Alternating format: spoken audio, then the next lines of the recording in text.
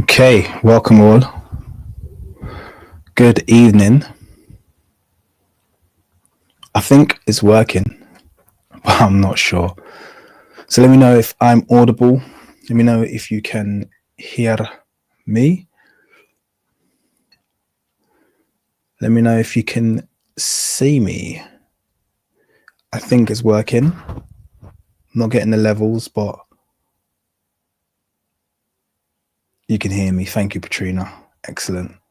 Okay, so I'm audible.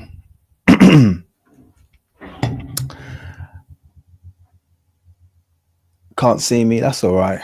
That's all right. I'll survive if you can't see me. That's good. I'll probably hide soon anyway. Hide my camera. But if you can hear me, that's fine. Good evening, all. Good afternoon. Good morning, depending. Yeah, I'm in the corner. I'm hidden. Very small. Yeah, good afternoon, good evening, good morning, depending where you're tuning in from. Yeah, I tried to do a live stream yesterday, and I think I've boiled it down to I tried to go back to using the OBS software, which I ran tests on, and it seemed satisfactory. But when I went live with it, it did the same thing it always does, and it was just throttling the bandwidth and not streaming. So there's something going on with the OBS software, which is really disappointing because the reason I like using OBS over StreamYard, which is what I'm using today, the reason I like using the OBS software is because it allows me to be a bit more free with media. Like, I remember I used to I like to play music in the intro, and just decide I'm going to watch a video randomly. I can't do that with this. This doesn't play stuff that's on my desktop. StreamYard doesn't do that. You have to download. So I have to download YouTube videos. And am I a little bit loud? Well, a little bit loud is probably better than too quiet, I guess. I'll move the mic down a little bit. But I prefer to be too loud than too quiet. I hope they haven't changed any of my input settings. Don't think I have. Could have. Is it distorting? Let me know if it's distorting. If it's distorting, then that is an issue. That means I've accidentally messed with one of my knobs. Pause. But yeah, I hope it's not. I hope it's not clipping or anything. If it's not clipping, but it's just loud, then that's not a bad thing, I guess. Let me know if the levels are all right. So yeah. Anyway, long story short is that I have to be a little bit more rigid. Sounds perfect. Good. I have to be a little bit more rigid with my choice of media and my structure when I'm using StreamYard, because it doesn't give me much flexibility. So that's really it. That's really the kind of main issue. But anyway, it's working. And as you can see from the thumbnail, and you probably saw from what was shared yesterday, we're doing a live stream about Theophile Obenga. I hope I'm saying his name right. I probably am actually murdering. I don't know. He's the only person I've come across with that name. Theophile or Theophile or Theophile. I'm not sure what is exactly how you'd pronounce the name. But yeah. I have never done a video about him. Welcome to everyone, by the way, in the chat. Let me say a few hellos to everyone. So Laita, Lafraise, Panafrican James, Tarsetti, Hooksy, TubeView, Renaissance, Jonathan, Ifeoma, Talia, Joe, Khalid, Patrina, Science and Inspiration. Welcome all. It's actually absolute pleasure to have everyone here. Wildflower, hello. So yeah, Theophile Obenga. Let's get down to brass tacks.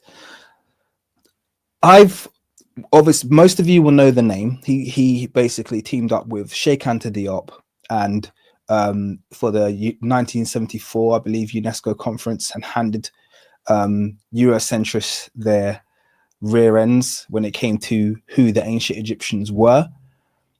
And most people, including myself, are very familiar with Cheikh Anta Diop, but probably less familiar with Theophile Obenga being the kind of father of leading the charge, or one of the fathers of leading the charge in terms of reclaiming African history from the hands of, you know, the European thieves and distorters and destroyers of history.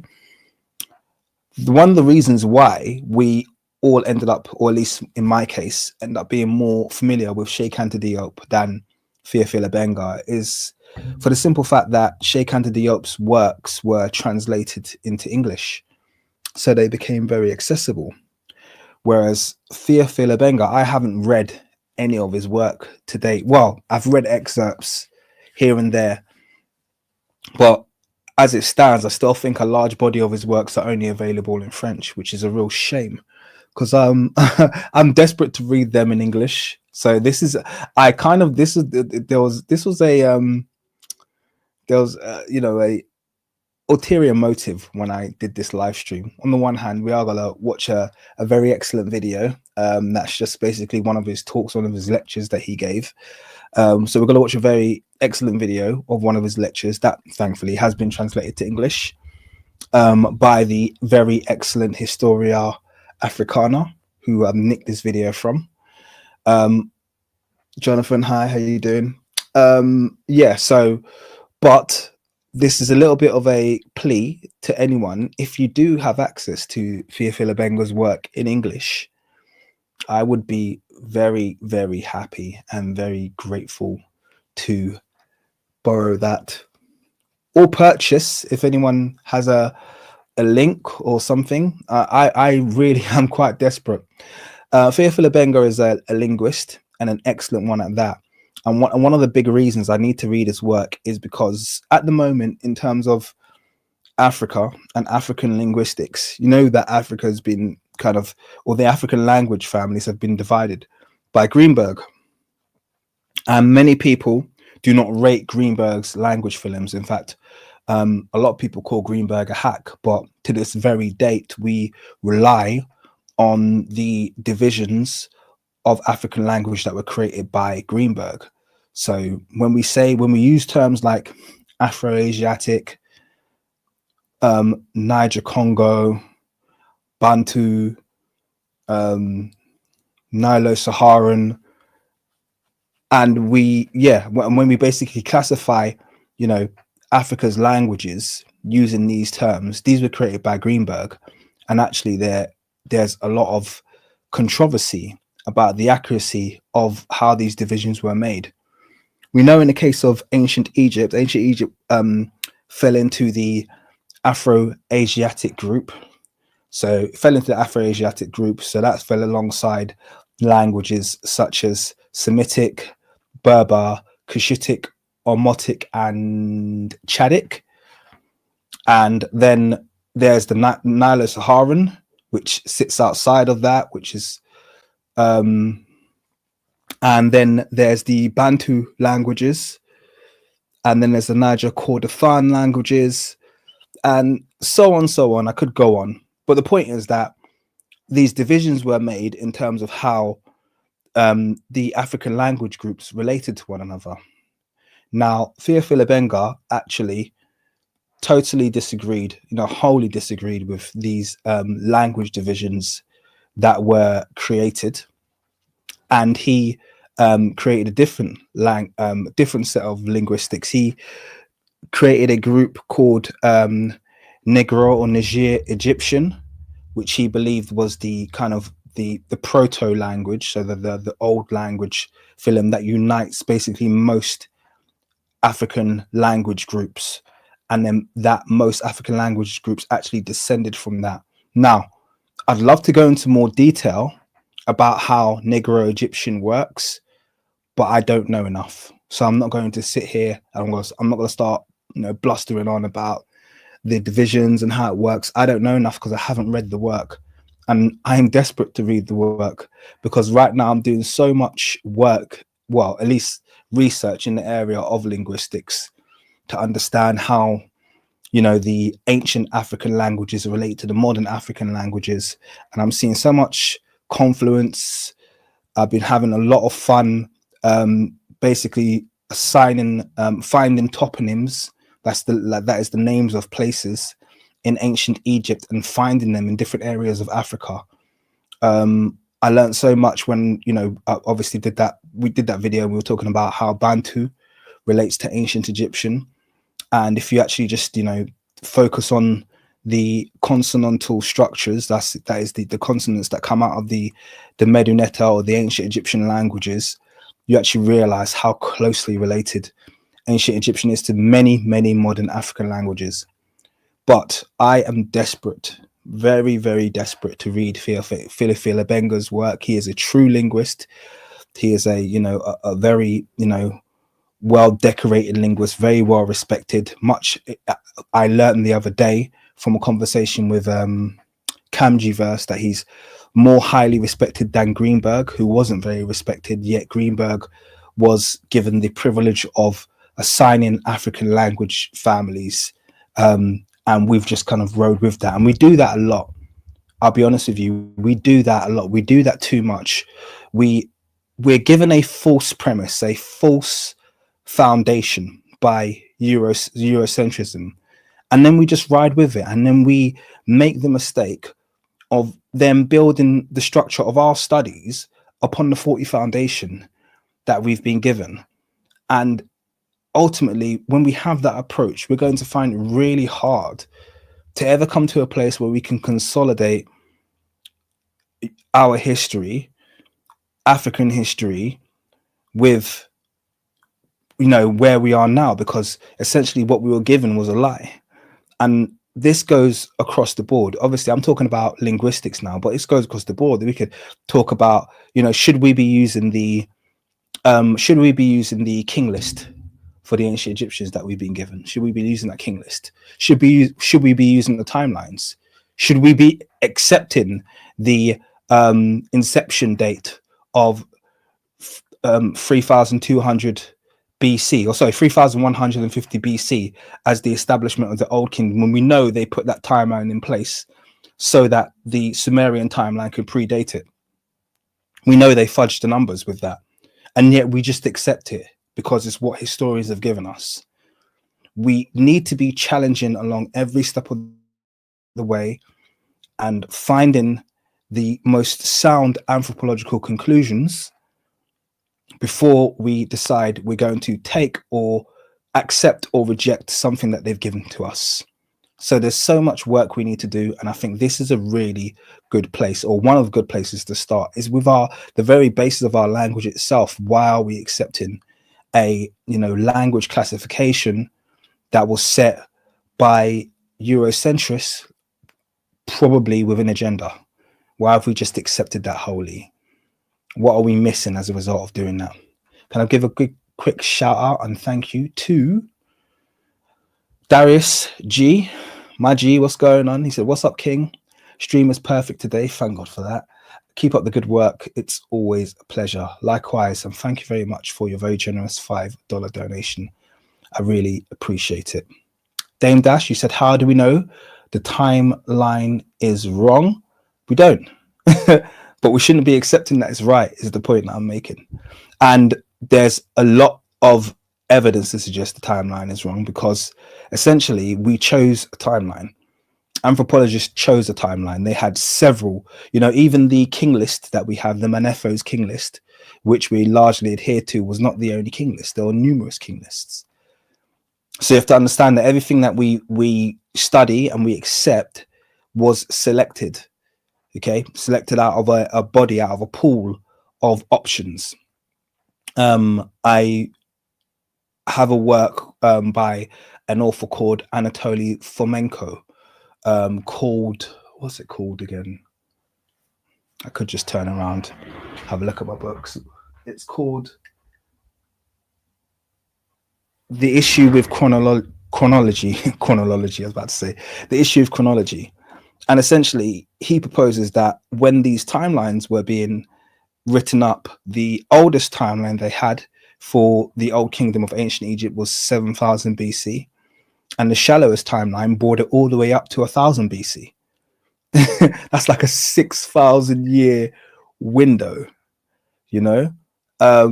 and it's set. And I firmly, from my studies, from what I've read, firmly believe that they settled on the date of 3150 or 3100 BC. They settled on that date simply to allow a little bit of a buffer, a little bit of a window between the establishment of Sumerian civilization, which was 3250 BC or whatever, something like that, and to say, look, they were there first and therefore Egypt copied them, even though ancient Egypt's got nothing to do with the Sumerian civilization. There's no similarities between the two civilizations, and ancient Egypt is definitely older. I have zero doubt it's older, and they even ignore the pre-dynastic just to, you know, the fact that the pre-dynastic is called the pre-dynastic, and they act like because there wasn't a dynasty, it wasn't a civilization. It was still a civilization. You know, there is no pre-dynastic Sumerian civilization. It just starts, you know, and this is the kind of double standard, ridiculous stupidity that we get when it comes to the way they've structured history on the African continent. So it's really important that we just, yeah, challenge everything, essentially. Now, I think I've spoken enough. I want to get kicking with this video. Hit up the like button so people can join us. We got 169 in. This is a good crowd. Excellent. Okay. Yeah, I'm gonna get kicking. Gotta get kicking. So let's start the video. So let me give a bit of an intro before I just click play. So I've nicked this video from a channel called Historia Africana, which actually is a really, really good channel. I think I've put the link in the description. I think I have. If I haven't, I will. You know, I'll say that. I've mentioned the author in the title of the live stream as well. And it's a really good channel. It does things like this. In this video, he's basically just got a lecture by Theophile Obenga, and they've translated it into English. So it's just really easy to follow. I don't think that I'm going to... That's very interesting. Someone that says Sumerians are more Sumeri. Okay, Sumeri. Okay, that's interesting. I'll see if there's any... That's an interesting... Never saw that before. That is very interesting. Sorry, I just got sidelined by a very interesting comment. Look into that, hell. Sorry, so where was I? Yeah, really good video, really good channel. I suggest you subscribe if you aren't already. I'd presume most of you already are subscribed to it. It's a really good channel, but he does things like that where he'll just have lectures and they've been translated into English, which is great because you get to hear from some of the, you know, wisest and most well-schooled minds about African history. So yeah, really, really good stuff. So without further ado, I'm going to get into the video and we'll get cracking. Oh, the one thing I was going to say is I'm probably not going to interrupt a whole bunch in this video unless I've got something really qualitative to say. If, by the way, look, let me lay this out really quickly. I'm not going to interrupt that much. That is not a promise that I'm not going to interrupt at all. If you want to watch the video in full without me interrupting, you already have the link. Please do not complain to me about the fact that I'm interrupting too much. Okay, so that's the bottom line there. So if I start irritating you with my interruptions, just leave and watch the video. Okay, if you're okay with me interrupting and us having a bit of a discussion about it, then stick around because that's what I tend to do. Okay, but I probably won't interrupt that much on this occasion because it's most of it will be worth just kind of listening to. But anyway, let's get cracking.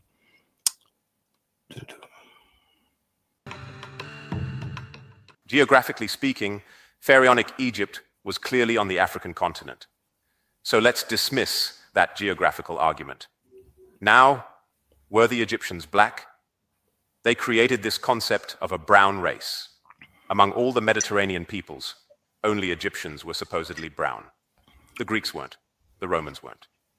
But suddenly there's a brown race. So just to be clear, these are the words of Theophile Obenga. Okay, translated into English. So it's funny he raises the same arguments. I actually think I raised that argument just yesterday in a live stream regarding, you know, the Mediterranean and the sharp David, the Mediterranean and the need to emphasize the mixedness of any black civilizations, but all other civilizations, no, you're fine. You can be purely this or purely that, but anything that's classified or there's a discussion of it being black, no, it was mixed. Obviously it was mixed. I know you're joking, David, no worries. Melanin tests were done in Liverpool and Manchester, and the results, which were published somewhat secretly, clearly show that the Egyptians had dark skin. The term black was even used in English. So I'm just going to say it, pause again really quickly. Sorry. So I never knew that until I watched this video. So there were melanin tests done before. Even obviously I quote the ones that were done kind of in a secondary way by Anna Maria Makota when they were tested in that video I've done where I speak about the fact that when they were testing and trying to figure out ways of rehydrating mummified tissue, they ran melanin tests just as a part of kind of like a secondary kind of investigation on 300 mummies from Thebes, and they found that they had black skin, or they were essentially, I think she said, packed with melanin as expected from specimens of Negroid origin. So even when they weren't deliberately going in there specifically to test for melanin levels, when it was done on a secondary basis, they still found out that the mummies were black. So it's really interesting that they did this study before in Liverpool that I'd never heard about. I wonder if we could dig up those results. That would be very interesting.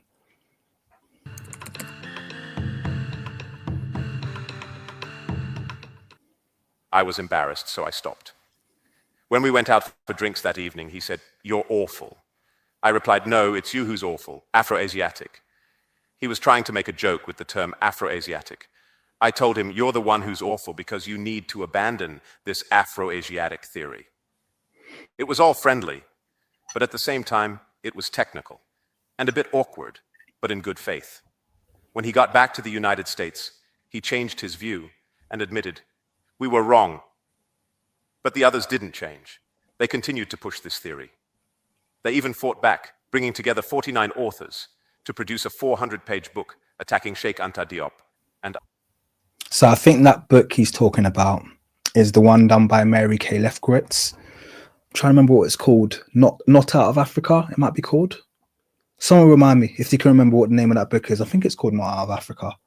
No, I can't remember. See if you can. But that book was basically created by a bunch of haters because they couldn't accept it. But I thought it was quite interesting that he just raised the point about Afroasiatic being a joke, because we all just accept that. I use Afroasiatic, you know, but Theophile Obenga here is saying that I shouldn't use it. Sheikh Anta Diop obviously would have agreed with Obenga and probably thinks that I shouldn't use it. So why am I using it?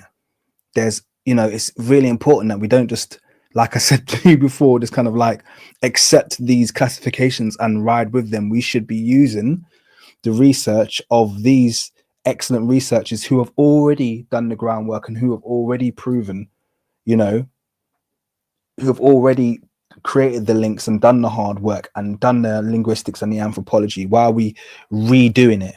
There's no need for us to redo it. We should be accepting the classifications that they have placed. So, but for us to do that, we have to do the groundwork, and we have to, you know, really, we should be picking up the mantle from what Theophile Obenga has done and taking these linguistic groups further. And that's really important that we kind of do that and don't just accept the ones that we've been given, the Greenberg ones, which I'm assuming that Sheikh Anta Diop and Obenga would have assumed those have been dead by now. And that's the problem. Welcome, Kanjiverse, Bantu Beauty, That Good Guy, Af, McFact, Guana, Cash Cow. Too many people in the chat, in the comments. It's good to see all of you. Yeah, let's carry on. Okay, I got the name of the book right. That's good. others. Mary R. Lefkowitz.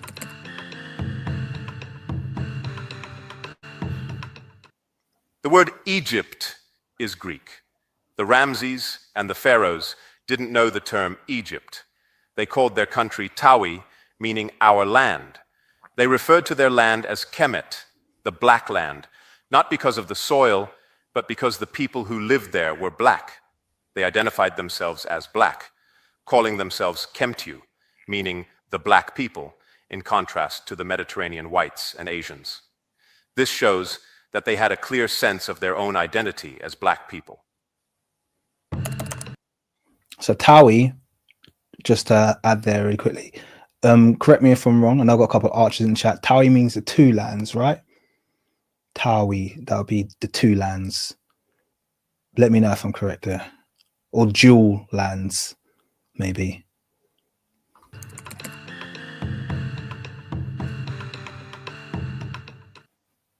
This erasure of history is why the West often struggles with its conscience when it comes to Africa.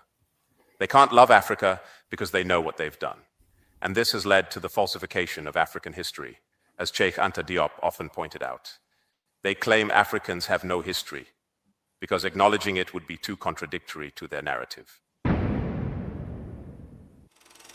Until the lions have their own historians, the tales of the hunt will always glorify the hunter.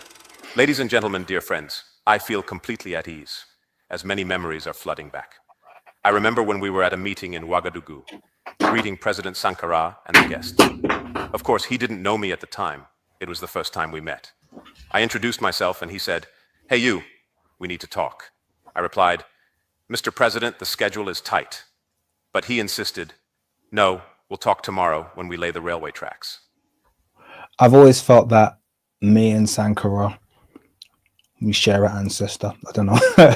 He's like my favorite person in history. And I feel like given the opportunity, I would have done everything exactly like he did it. You know, when you just feel like you resonate with someone. But yeah, Sankara is like, to me, he's the number one. He's the guy. When we arrived, we were tasked with laying the railway tracks toward Ivory Coast. I said, "But we're not engineers. How are we going to lay tracks where the train will pass?" And he said, "Don't worry, we need African creativity." That memory stayed with me, almost as if we were brothers or close friends, even though he was the president. His simplicity and familiarity immediately put you at ease, which is rare for someone in power. So, when we see you, madam, it's hard to find the right words to express ourselves. You can probably guess what we are trying to say through our silence. Earlier, before breakfast, Madam gave a brilliant presentation on scientific research, and the atmosphere in the room was incredible. We all share the same vision, the same words, the same enthusiasm, and the same faith. Let me share another story. I was in Washington with some friends, and we decided to go to a hotel. It was winter, and Maya Angelou arrived without a coat, while I had my warm Parisian coat. She asked, "Give me your coat, I'm cold." And so I did. She wore it throughout the evening. When it was time to leave, I joked, "That's my only coat." She smiled and gave it back to me at the door of her hotel room. Maya Angelou was an extraordinary woman, tall, with a great spirit, dedicated, and incredibly simple. That simplicity is something I've seen in great people. I found the same simplicity in Cheikh Anta Diop, even though he was much older and more knowledgeable than me. He always listened to me, even when I offered what I thought were naive opinions. He never dismissed them. Truly, great minds have welcoming spirits. The second point I want to emphasize quickly is about Egyptology. Egyptology is essentially a specialization of history. It is the study of ancient Egyptian history, particularly during the Pharaonic era. This Pharaonic Egypt lasted for around 35 centuries. To give some perspective, if you count the years of French history from Clovis to François Hollande, it's not even 20 centuries. But Egypt lasted 35 centuries with indigenous, local, national pharaohs ruling the country. This African kingdom was located along the Lower Nile Valley in East Africa, in the northeastern part of the continent, with the Nile flowing into the Mediterranean. So geographically, it was an African region.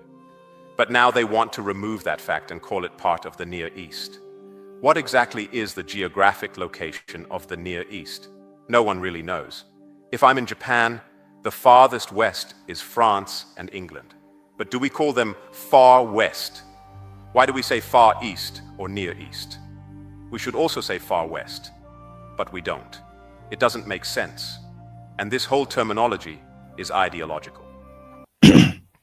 So once again, just there, I'm only stopping it because he's expanded upon the points that we were raising earlier regarding the importance of us essentially reframing history and anthropology in a way that makes sense to us. And this is the big problem that we have, because everything that we're doing is being framed from a Eurocentric perspective. If we're allowing them to do our language classifications, we're allowing them to set the timeline. We're even allowing them to name the chunks of land on the earth. They've taken a part of Africa and they've called it the Near East. They've called it the Middle East. This used to be a part of Africa. If that part of the world was still called Africa, how different does the entire discussion about ancient Egypt become? The fact that we call Egypt Egypt and we don't call it Kemet, okay, or Tawi, or any of these indigenous names. All of this Eurocentric framing basically changes the narrative in their favor. So we have to start to think about renaming, reframing, restructuring everything that we do to how it basically was structured when we found these things. Do you understand? That's the important thing that we need to do, because when we pick up, and we fight an argument or a discussion on the very unlevel playing field that they've already set, that it puts us at a massive disadvantage anyway.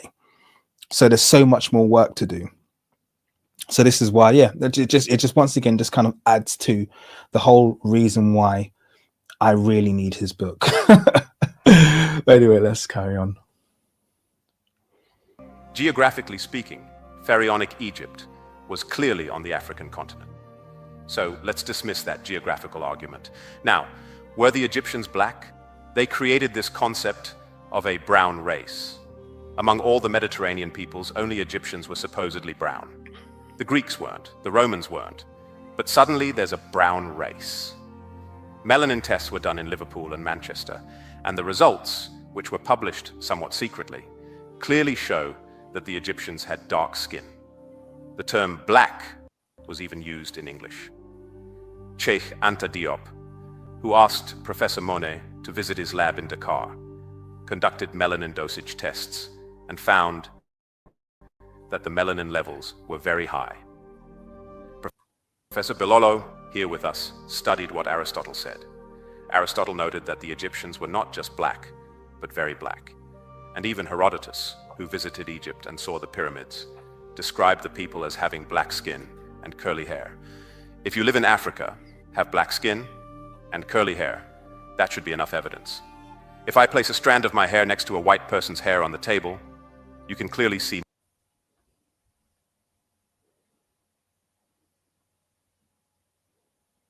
mine curls, while theirs is straight. That's what we call curly hair, which people now want to straighten. The ancient Egyptians had black skin, curly hair, and other features associated with African people, such as broad noses. That's enough to be considered black, to be considered African. This isn't a moral judgment, it's simply based on physical evidence. Now people say, yes, the Egyptians were black, they were in Africa, but they didn't share the same culture. They argue that the Egyptian language was completely different from the languages spoken in West, Central, or East Africa. But this debate has been ongoing since 1844, when a German scholar, without any proof, proposed this division. And because it was written by a German, it was accepted without question, even though the argument was overly complicated and frankly false. Later, they stopped calling it the Hamitic language family. And an American scholar, Grimberg, suggested the term Afroasiatic languages. These are languages spoken in Africa, like Berber and Ancient Egyptian, as well as languages spoken in Asia, like Semitic languages, Hebrew, Babylonian, etc. And just to be clear, I'm just going to pause it there. Most people will be familiar with the Afroasiatic language film, and a lot of people are unaware of the fact that the Afroasiatic language film is an African, it's totally African. Just to be very, very clear with that. So even though they've created this film and the relationships between these languages is not what we're being told, that aside, this is an African language family. It has 5 branches that I mentioned earlier, being Semitic, Omotic, Cushitic, Chadic, Berber, but also Ancient Egyptian, which is now defunct. These are the ones they said were a part of it. But of all of those languages, they're all spoken in Africa solely. So Omotic, Chadic, Cushitic, and Berber are only spoken in Africa. And then even Semitic I think there's more Semitic languages in the Horn of Africa. Tigrinya and Amharic, I know, are both Semitic. I'm not sure which other ones there are, I think, but there's quite a few Semitic languages spoken. Obviously, there's a lot of Arabic spoken in Africa.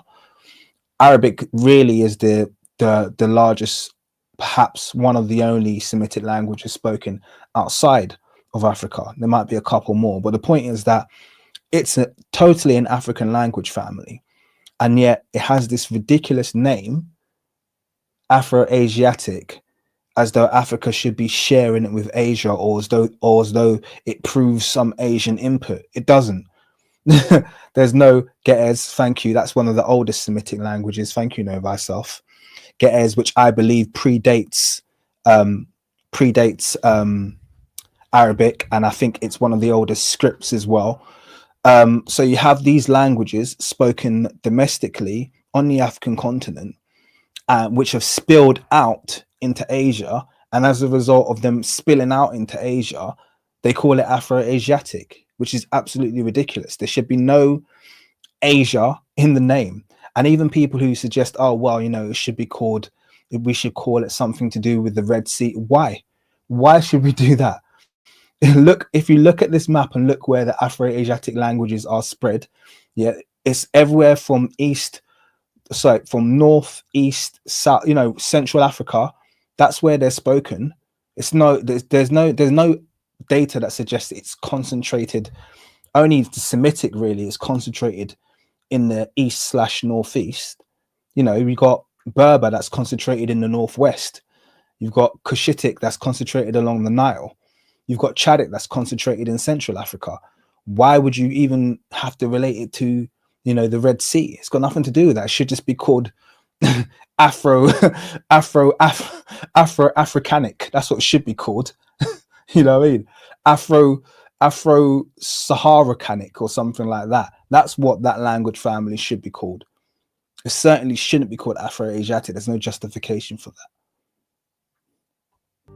The Americans accepted this without question due to their cultural and scientific influence.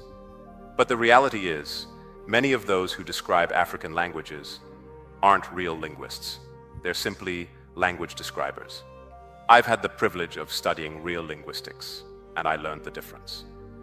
At a major conference in Barcelona, I was confronted by a linguist from Los Angeles who worked with computers. He ran a program that compared 1,000 words from Egyptian with 1,000 words from Semitic languages and asked the computer to find common roots. The computer did the work and left many blank spaces where there were no matches. When he presented his findings, I said, "I can do better than your computer. I'll fill in those blanks." And when I did, it became clear that the computer was right to leave those spaces blank because the languages didn't match. But they insisted on creating this Afroasiatic category, even when the evidence didn't support it. This entire debate is ideological. The facts show that ancient Egypt was part of Africa, that its people were black, and that the connections between Egypt and other African cultures are much stronger than some scholars are willing to admit.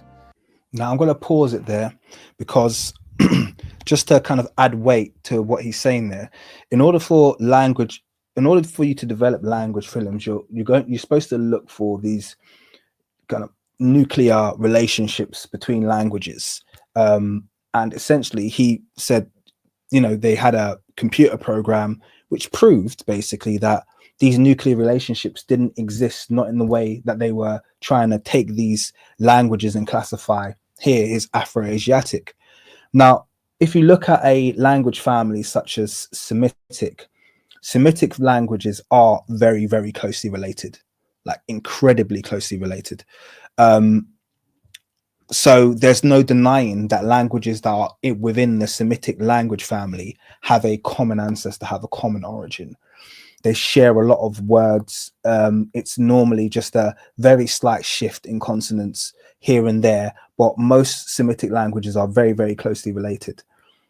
When it comes to the languages that are part of the, you know, the Proto-Afroasiatic language group, though, that we spoke about, this relationship doesn't exist. So they're being grouped together purely on ideology, exactly like you said there. It's an ideology. It's kind of like they've picked these languages with these groups of people who are likely have influence in the Mediterranean and parts of the world that they like, and they've said, oh, you know what, these groups of people are all influential or something like that. They've all had kind of like this this influence in the Fertile Crescent, so they're all a part of the Afroasiatic language film, but it's not been done in a proper way. And that's one of the big criticisms that he's raising here, which seems very, very legitimate. So it's yeah, it's just interesting to see. Let's read through a couple of comments. Yeah, Sat 12 said regarding ancient Egyptian and Bantu. I think we're going to make some strides there. I'm very excited to share some of the research I've been doing into that relationship. I think it's a very strong one. Are you familiar with the rare book Hebrew is Greek? I haven't read that yet. I'll probably buy it now that you've mentioned it.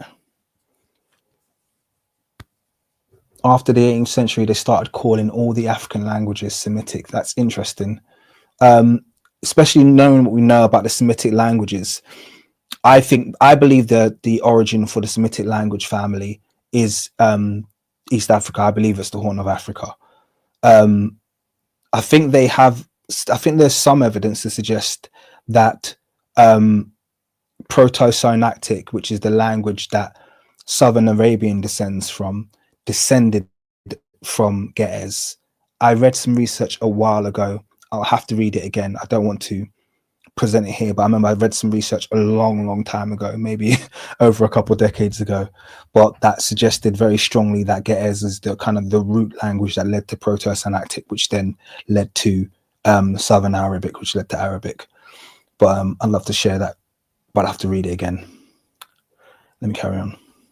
And actually, I'm saying this now politely because I was even embarrassed. After all, he was a scholar, a colleague, and I couldn't go too far with my remarks. I was embarrassed, so I stopped. When we went out for drinks that evening, he said, "You're awful." I replied, "No, it's you who's awful, Afroasiatic." He was trying to make a joke with the term Afroasiatic. I told him, "You're the one who's awful because you need to abandon this Afroasiatic theory." It was all friendly, but at the same time, it was technical and a bit awkward, but in good faith. You know, sorry, the only reason I'm pausing here, I won't talk this, but this reminds me of the kind of conversations that I have with Cesaro Moraes about Reconstruction, where we'll laugh, but then I'll turn around and say, no, like, sorry, man, you're being a bit of a jerk. Where are you going with this ridiculous, stupid Reconstruction? And we'll talk very candidly and very harsh. I'll be very harsh when I speak with him about his Reconstruction, because I think they're absolutely awful. And I'll be like, what? And I kind of feel like that's the same energy here, where he's kind of like, he's saying to the guy, look, Afroasiatic, what are you playing at? Why would you even give it that name? You know, with the opportunity to sit down with a fellow academic, I guess the hope is that you can convince them to revise what they're doing, you know, and to stop presenting such a ridiculous, you know, a ridiculous idea to the general public because of the damage it can do. And so I don't know, just when he said that, it reminded me of the kind of conversations that I have with that guy about his Reconstructions, because it's kind of like in the back of their mind, they know when I feel that they know when they're not doing something that's integral, you know. Faith. When he got back to the United States, he changed his view and admitted, "We were wrong." But the others didn't change. They continued to push this theory. They even fought back, bringing together 49 authors to produce a 400-page book attacking Cheikh, Anta, Diop, and others. They attacked me too. But I said, I will respond not only for myself, but for the deceased as well. I will speak for both of us. It was exhausting. They didn't even consider Africans as humans deserving of respect, saying we were nothing more than monkeys on the banks of the Seine. They pretended to know, but in reality, they knew nothing.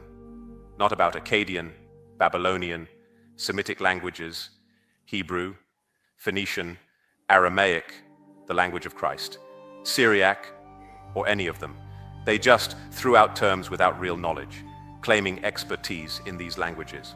But in fact, they didn't have the true technical understanding, especially when it comes to ancient Egypt and African languages. In reality, this whole debate about whether Egypt was black or African is over, except for the ignorant. As Madam said, it's already settled. UNESCO even produced 8 volumes of African history, and in the second volume they focus on African origins. I contributed to the part on ancient Egypt. If I wrote about it and you say this is all Cheikh Anta Diop's work, you need to know that this has been part of an international debate. We had a major conference in January and February 1974 with over 20 Egyptologists, including Cheikh Anta Diop and myself. Sorry, I just love the fact that he said, listen, this debate about ancient Egypt, you know, the race, them being a black civilization, is over. And it's really important that I love that energy, because that's literally exactly how I feel. It's like, look, I feel like we're beyond the point where we're having a discussion or debate about, like, if you want to have a debate about it, that's fine. But this debate, it's not going to be a debate to convince me. You know, there's no new data you could bring that's going to suddenly change them from being native melanated black Africans. You know, there's no new data that you can bring that's going to change that. We know they are. You know, we're not going to debate this back and forth forever. We need to now move on and actually really start to investigate other aspects of, you know, African history, and start to put the pieces together and start to construct a framework. And like we were saying earlier, a timeline. What are the relationships between these various African peoples? What happened ultimately to them? Where did they go? How's that influenced where modern African ethnicities have kind of set themselves up? What's the impact? You know, it's when you start really researching African history, you start to really get an understanding of that quote that Cheikh Anta Diop made when he said, you know, that the history of Africa remains suspended in the air until we connect it with ancient Egypt. I think the takeaway I got from that was he's not saying basically that everyone is related to the Egyptians. That's not the point of what you're saying. What he's saying is the impact of us understanding our antiquity, our ancient, our classical African civilizations has a massive impact on how African civilizations were then structured and moved through history. What is Africa's classical age, its middle age, its medieval era, its modern era? What do these eras look like? We've just got these huge gaps, and the only parts of African history we know is when we have a statue or when we have a bronze bust. You know, when we have these kind of like very tangible items, we know that a civilization existed there. But between that tangible item and the next tangible item, which is maybe another 1,000 years apart, we've just got a massive gap, and we don't know what happened in that gap. And you need to start linking these pieces together, so we actually, you know, create a very a systematic and chronological structure for basically every single African ethnicity. We could create that, but that's going to take us really building something from the ground up. Sorry, and I'm rambling a bit there, just as I was thinking. Even the Senegalese president sent a journalist to report. The debates were intense, but what did the final report say? On the issue of skin color, the report couldn't refute Herodotus, Aristotle, or the melanin tests. They admitted that the fundamental theses defended by Cheikh Anta Diop in Nations Nègres et Culture were validated during the international conference. There were 3 Africans present, including a Sudanese professor called Abdallah. When the debate started, Cheikh Anta Diop mentioned that the term Kemet meant black land. Abdallah stood up and said, "No, Professor Cheikh Anta Diop, you're wrong. The word Kemet doesn't mean black in ancient Egypt." I was half asleep, but I woke up and thought, wait a minute, isn't Kemet the word for black? Abdallah insisted on his point. Even though I respected him as a scholar, Cheikh Anta Diop, who was normally calm, got a bit irritated and said, "Listen, we have the best grammarian here, Professor Sonoran. If you don't speak up, Obenga and I will leave."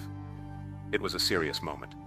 Sonoran confirmed that Kemet does indeed mean black. Afterward, I went to Abdallah and asked, "Why did you argue like that when you knew it wasn't true?" It's ridiculous to contradict just for the sake of it. Every time he saw me afterward, he'd ask, "How is Professor Cheikh?" And I'd say, "He doesn't even greet you." The word Egypt is Greek. The Ramses and the pharaohs didn't know the term Egypt. So I'm just going to pause it there, because doesn't that back and forth, that dialogue that they had with this Sudanese professor who stood up and who argued Kemet doesn't mean black. And I love Sheikh Anta Diop's energy here in this kind of in this dialogue that he's talking about. So essentially, you know, they're giving their speech, and then, you know, this Sudanese professor who should be on their side, I'm assuming, you know, we're the Africans defending Africa. He stood up and he's like, "Oh, Kemet doesn't mean black."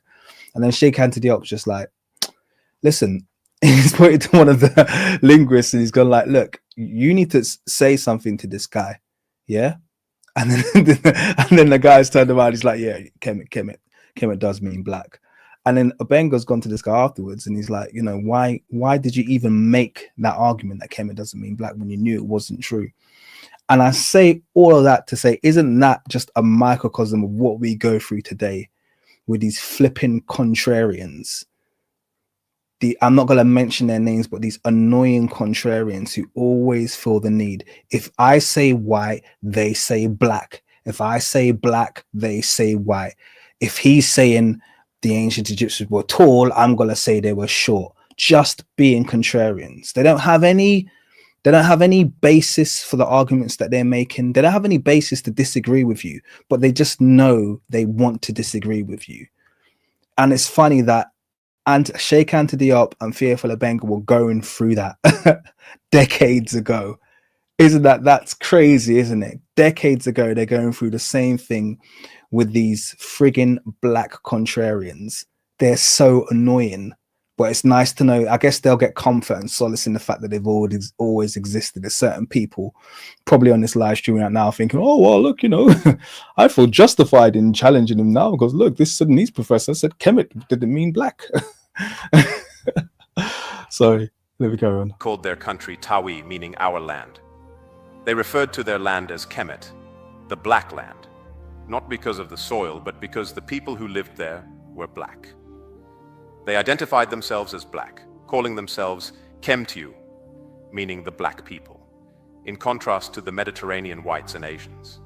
This shows that they had a clear sense of their own identity as black people. So today, the debate is more or less settled. Ancient Egypt belongs to the cultural universe of Black Africa. The task now is to study this ancient Egypt, its language, its pharaohs, the founders like Narmer. The name Narmer actually means electric fish, a name we still use in Africa today for something powerful and defensive. There were queens called Sit, meaning the black woman. The wife of a pharaoh bore this name, which translates to the black Egyptian woman, 100% Egyptian. There were queens who even had private lives. See, he's breaking stuff down here that I did not know. I'll put my hand up right now. I did not know that that title was for the wife of a pharaoh, and the black Set, meaning the black Egyptian woman. That is, yep, didn't know that. That's profound. So, leaving me with a lot of stuff to research here. Libraries. One such queen had her own collection of books, showing how highly educated some women were in ancient Egypt. Queen Hatshepsut created beauty products and perfumes with lotus flowers in her own quarters. This is written clearly. She made perfumes, including the famous lotus-scented perfume. This is not a copy of something from the Greeks. You can't tell me that's not an African woman. She's the queen, yet she's running her own business, yeah? you can't tell me that's not an African woman. She's the queen, but she's running her own business, her own beauty product business, yeah? Making scents and skin products. You're telling me that's not an African woman? Get out of here, man. Get out of here.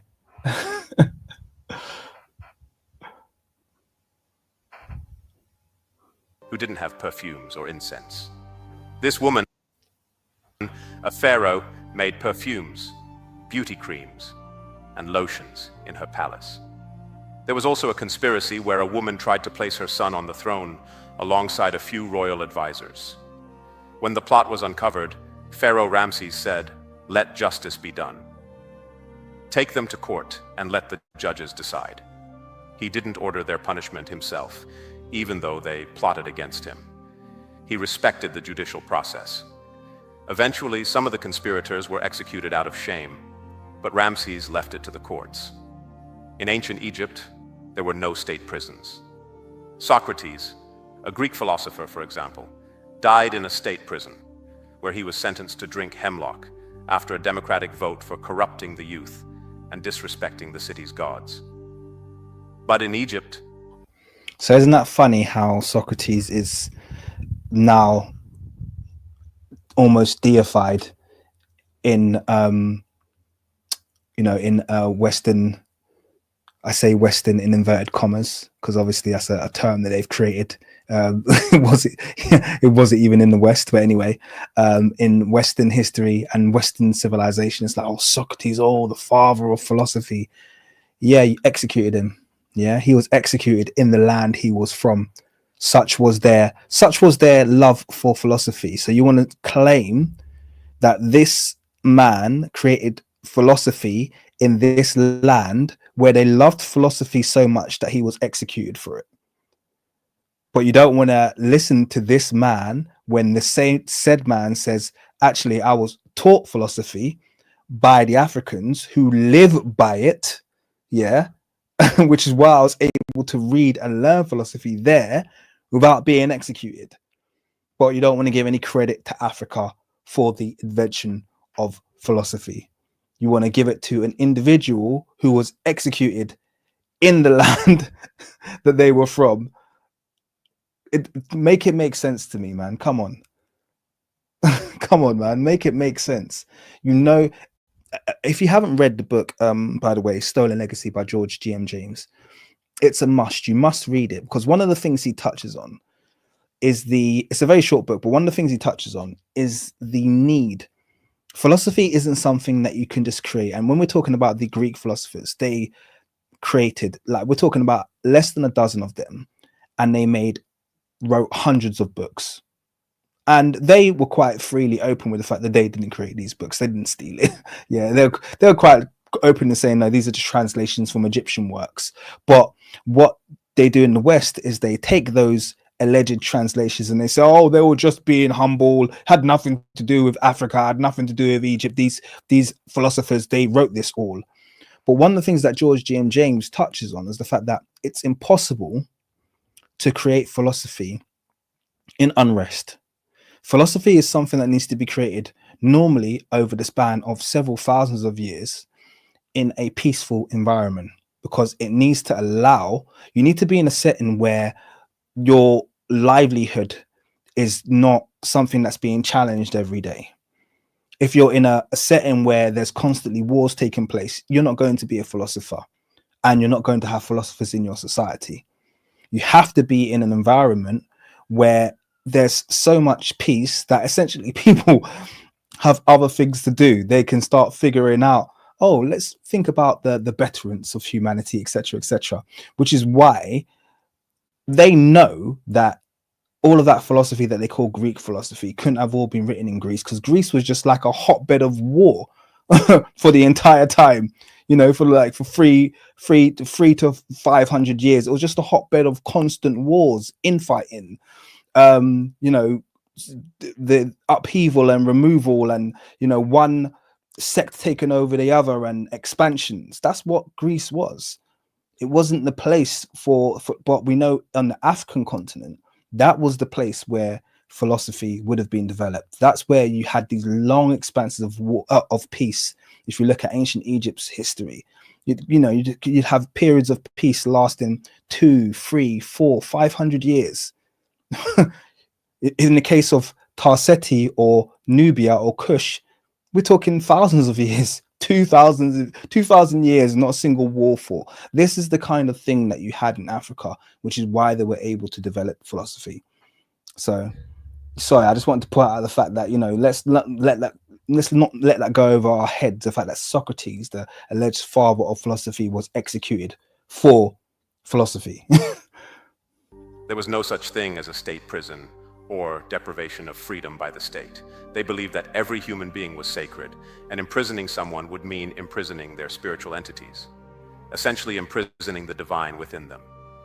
In ancient Egypt, there was punishment for wrongdoing, but no capital punishment or state imprisonment, because humans were seen as sacred beings, connected to the universe through various spiritual elements. Today, we separate matter and spirit. The West has chosen a materialistic path.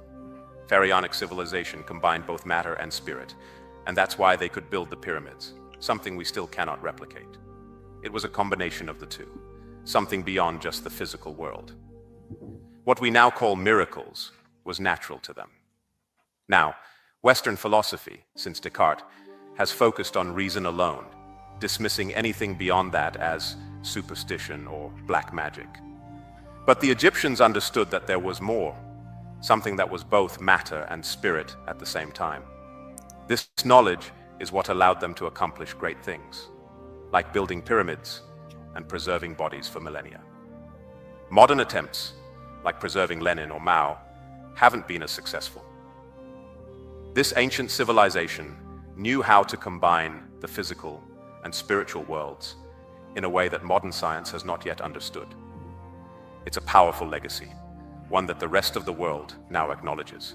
But, as Aimé Césaire said, slavery didn't just destroy the body, it destroyed the mind. It stripped. So, yeah, I'm actually going to address a comment by Sat12, which is a good comment, actually. He says it's important that if I use the word black, that I define what black is. The reason why I flip between I don't just use one word is because what you'll find when it comes to this discussion about who the ancient Egyptians were, or even who a black person or an African is that what we have is we have a very fuzzy line with very undefined goalposts that are moved when it's convenient for people. So for instance, I could sit here and I could go, the ancient Egyptians were African. That's the term that I would like to use. But if I just say African, we all know what everyone's going to say. They're going to turn around and say, oh, well, yeah, they were African. They were North African. Okay, they were not like you, sub-Saharan African. So then I have to move the goalpost and say, okay, well, the ancient Egyptians, I'm definitely not going to call them sub-Saharan, that's a load of nonsense. But I turn around and say, well, the ancient Egyptians were black. And then they'll turn around and go, oh, do you mean just the skin? There are plenty of dark North Africans who are darker than you, and they don't classify themselves as black. So then I say, okay, well, the ancient Egyptians were melanated. And then it's a never-ending moving of the goalposts. There's never a terminology that I can select that is going to be accepted. But the bottom line is they know what I'm talking about.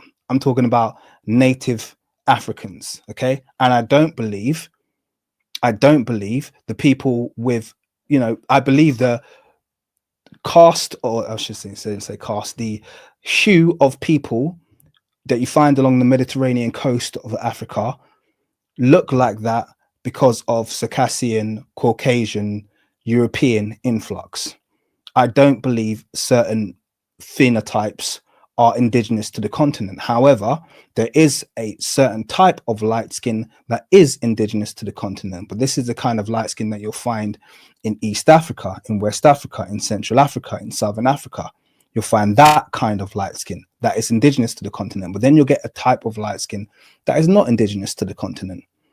So my argument, or at least my position on the ancient Egyptians, is that they were indigenous native Africans that were not a result of Circassian, Caucasian, European influx. But that's a really long thing to say. So I just say Black African. Sorry, you know, I can't, that's what I say. I say Black African. I don't really know what to do, because like I said, these people who are listening will always move the goalposts, and it becomes very arduous and long-winded to, you know, try and find a term to keep everybody happy.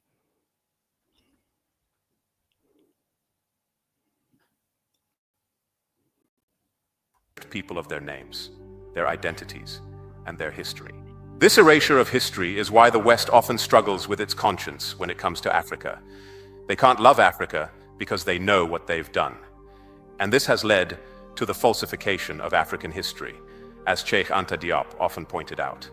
They claim Africans have no history because acknowledging it would be too contradictory to their narrative. As a result, they dismiss everything African. They mock the continent's development, point to its poverty, and say that Africa is backward. But what is really happening in Africa? Oil spills are polluting the Gulf of Guinea. Countries are being destabilized by coups, and these external forces are often behind it all. No, I believe that in this world, the Chinese have their own geopolitical strategy. They are building their country, they have their plans. They completed the Long March, built the Bamboo Curtain, developed nuclear power, submarines, space technology, and their economy. They fight, develop, and open up. Now Europe is also building itself into a great power.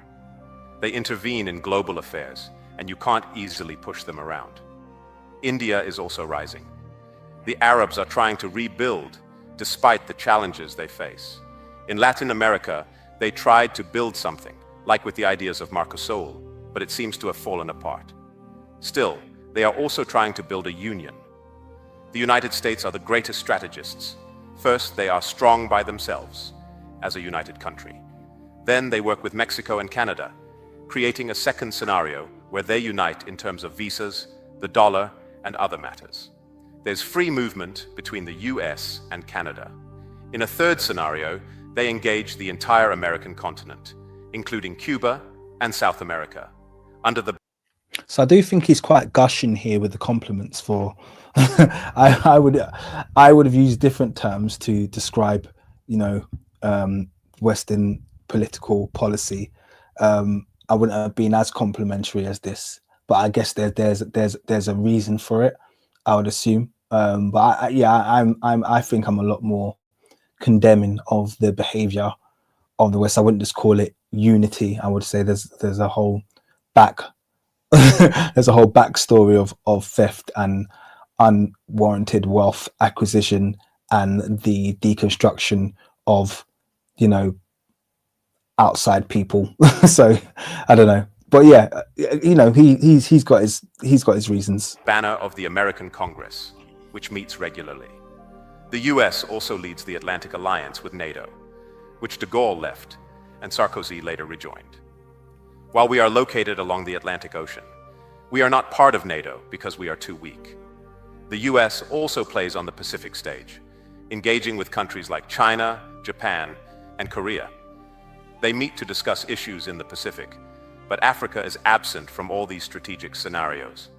We are not involved in any military, security, or scientific plans for the future. So, the paths laid out by the Founding Fathers are the wrong ones, and they need to be abandoned, as painful as that may be.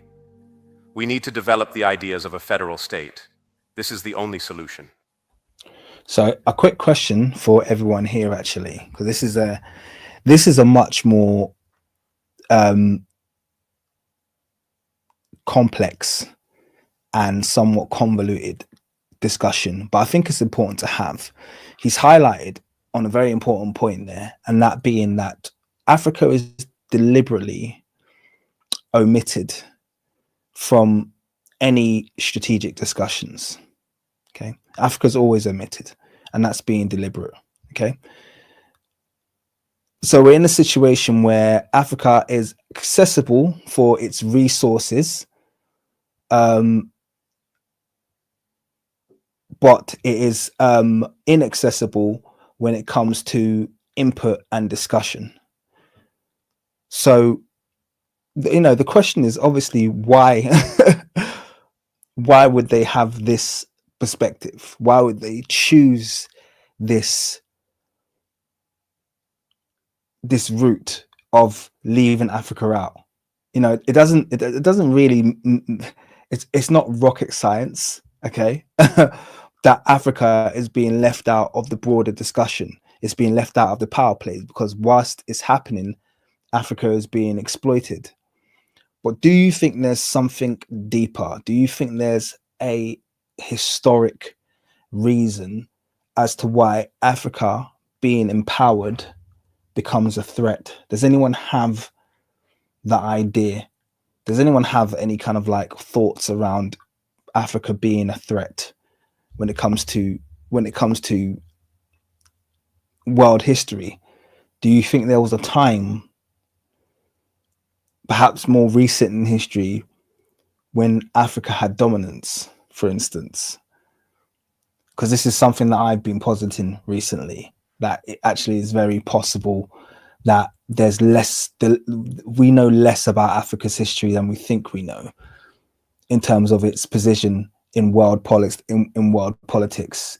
I don't believe it was ever isolated. I think actually there's a traceable continuum that you can read from the time of ancient Greece right up until Africa was colonized, of Africa's, or Ethiopia, I should call it, the continent. It's gone by many names, but I think the name it went by for the longest period of time was Ethiopia, and that's been proven on the old maps and stuff. Ethiopia was the name for the entire landmass. Ethiopia's influence on Europe, or on the rest of the world, on Asia Minor, as it was called. I'm just going to re-answer a question. The King's Monologue: would you consider a Habesha person as a Black African or as something else according to yourself? Black African, of course Habesha people are Black African.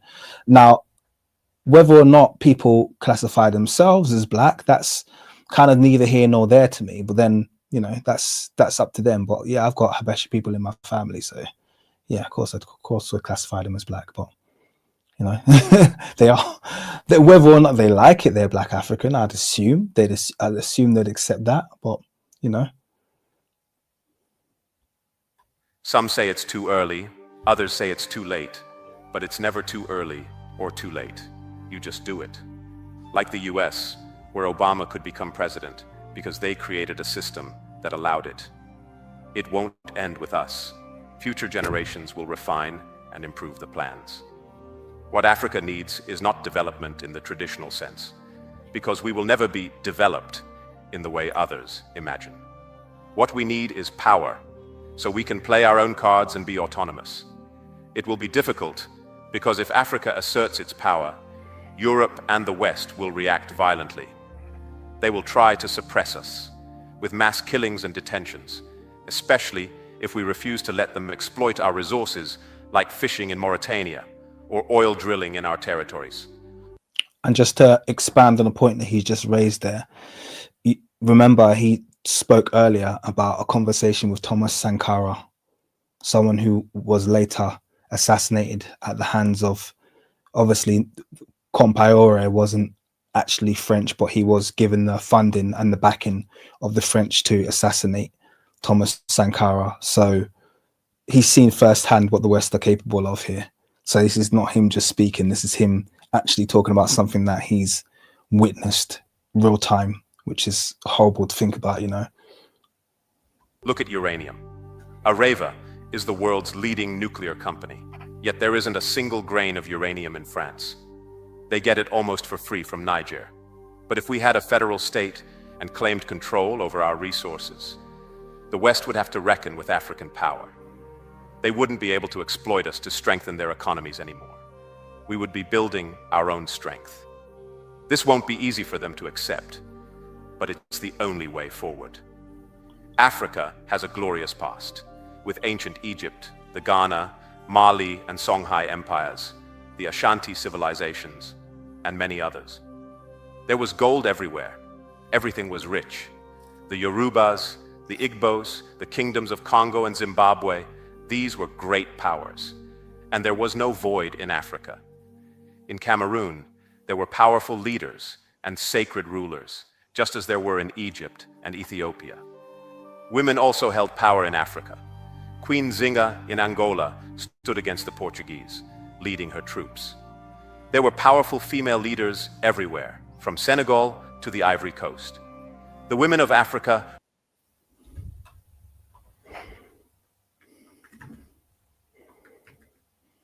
So I just wanted to pause and share the link if anyone wants to jump on. I did want to actually say that point as well. I think the role of women and queens in African history is another thing that has been understated as a result of, let me say this very quickly, as a result of colonization, and I would say also the dogma that has happened as a result of the Abrahamic faiths as well. So I do think there's been kind of like a dual attempt to really downplay the role of women in African societies, in ancient Egypt as well, ancient Kemet. I believe Kemet had significant female leadership. I actually believe not just Hatshepsut, but it's based on some of the reconstruction work I do. I actually believe there are a few people who we believe are kings who may have been queens as well. But that's one of those bridges that I'm going to cross eventually, just like I've only just started crossing the stuff about the Moors, because I think you have to kind of like work your way into these subjects because they will freak people out. I certainly believe that in Africa, the role of women was significant. We're not, most African societies were not patriarchal and were not patriarchal. They were matrilineal and matriarchal. But that's not shared. That's downplayed. That's, doesn't fit in with a narrative that only pays attention to kings and conquering.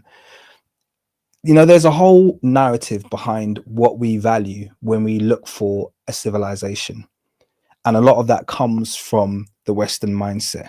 The fact that we don't think a civilization is a civilization unless we find huge stone buildings, evidence of a king, and evidence of a military that could conquer. Yeah, it's funny how we look for those things, isn't it?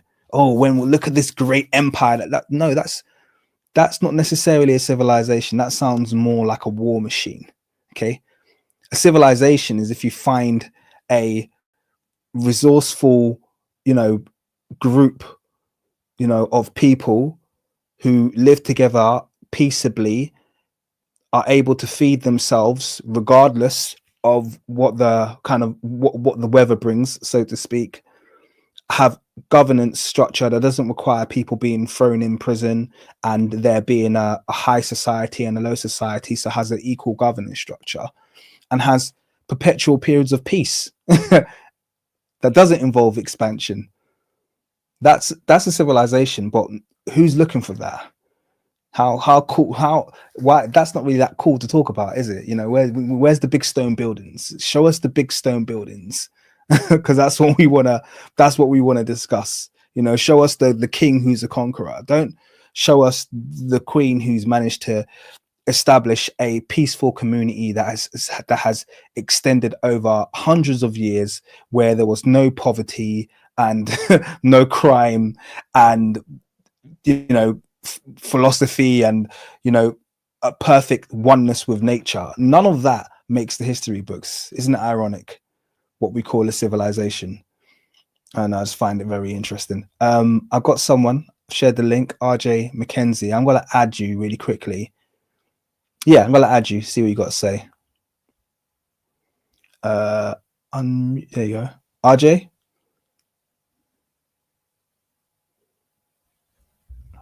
How are you doing, sir? I can't. Wait a second. Maybe talk again.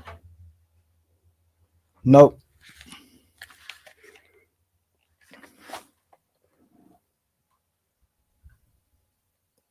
Okay, cool. I'll give you 1 minute. I'm going to put you on mute and I'm going to carry on playing, and let me know. Just signify me when you're ready to go.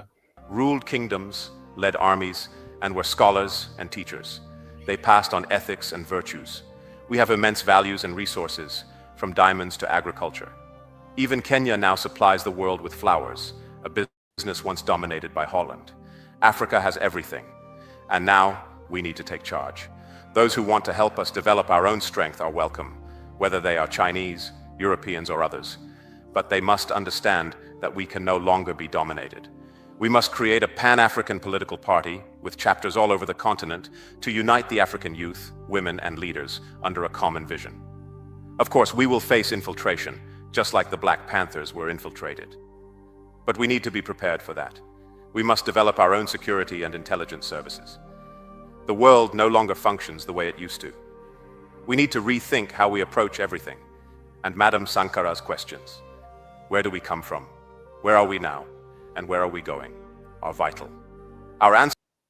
He is spitting some very, very real facts here that people might take. These are the kind of things that we know is the case. We've spoken about it on this channel, haven't we, before, the fact that I very much am not interested in building a petition to the powers that be to accept our way of thinking. Oh, please accept us. Oh, please add our thoughts to the curriculum. Oh, please change what you're teaching. Like, no, I'm not interested in that, because it's still, because then you're still asking for something, and if someone grants you something, they can remove it. Our position needs to be to establish our own systems. We need to figure out a way to make sure that all African children are educated about African history by people of African descent. Okay, we have to make sure that all Black people are educated about Black history by Black people. Okay, we have to make sure that the education that is put out there and the systems that we set up and the structures that we set up have got some kind of longevity, without the need to beg or petition or to ask permission or to be granted something by someone else. It needs to be autonomous. It needs to be ours. We need to be in control of it. And I don't think these things are that difficult either. You know, it's kind of like a step-by-step thing. This is why, one of the reasons why I try to make progressive steps, so that you haven't just got one kind of like single outlet. You know, that you should be building something. That was one of the reasons why I started writing papers, because I wanted the work to be referenceable. And then beyond that, what can I do as a next step, and so on. And then you see other people start, and this is how it kind of like cascades, and it becomes something more than a single thing they can shoot down by removing one character or removing one personality. We need to create structures that start to, you know, flower and blossom into something that can't be easily pruned, so to speak. I've got a couple of people who I'm going to add to the stage, so to speak. I've got a couple of people who I'm going to add to the stage. You have to mute what you're listening to. I don't know if you've got headphones or something, because I can hear myself. Oh, hey, what's up? And I'm going to add RJ as well. How you doing? I'm doing good. You? Very good, man. Very good. Thank you. It's good to see you again. You too, brother. You too. I had to hop on this stream, you know, to say some stuff, you know, man, because I would, in the chat, I was posting that when you're asking the question, why do the Western world neglect Africa? And I said the reason is because of two things. One is because, of course, they don't like Africa, of course, but two is because they know that from Africa comes everybody else. They know that, and they fear. And because I call Africa the Garden of Eden, I literally call it like that, because it's the only land from which civilization was born and from which everyone else comes from. And there's so many resources there. And they know that if they rely on Africa, their power is going to fall. And they don't, and because they have this haughtiness or this pride that they don't want to depend on blacks for the help, but they know that so what they do is that they just want to rely on other nations to help.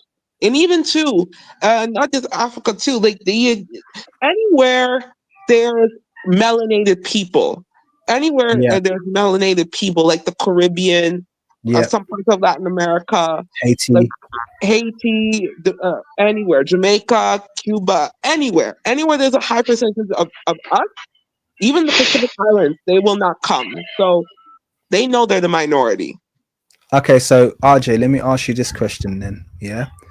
Because you've come to the same conclusion that I have, and that is that I can clearly see there's a different way in which they treat people who are, you know, black than other ethnic minorities. They don't really have this same energy when it comes to Asians or even Arabs. It's a different energy to when it comes to black people. It's kind of like these people can never have power.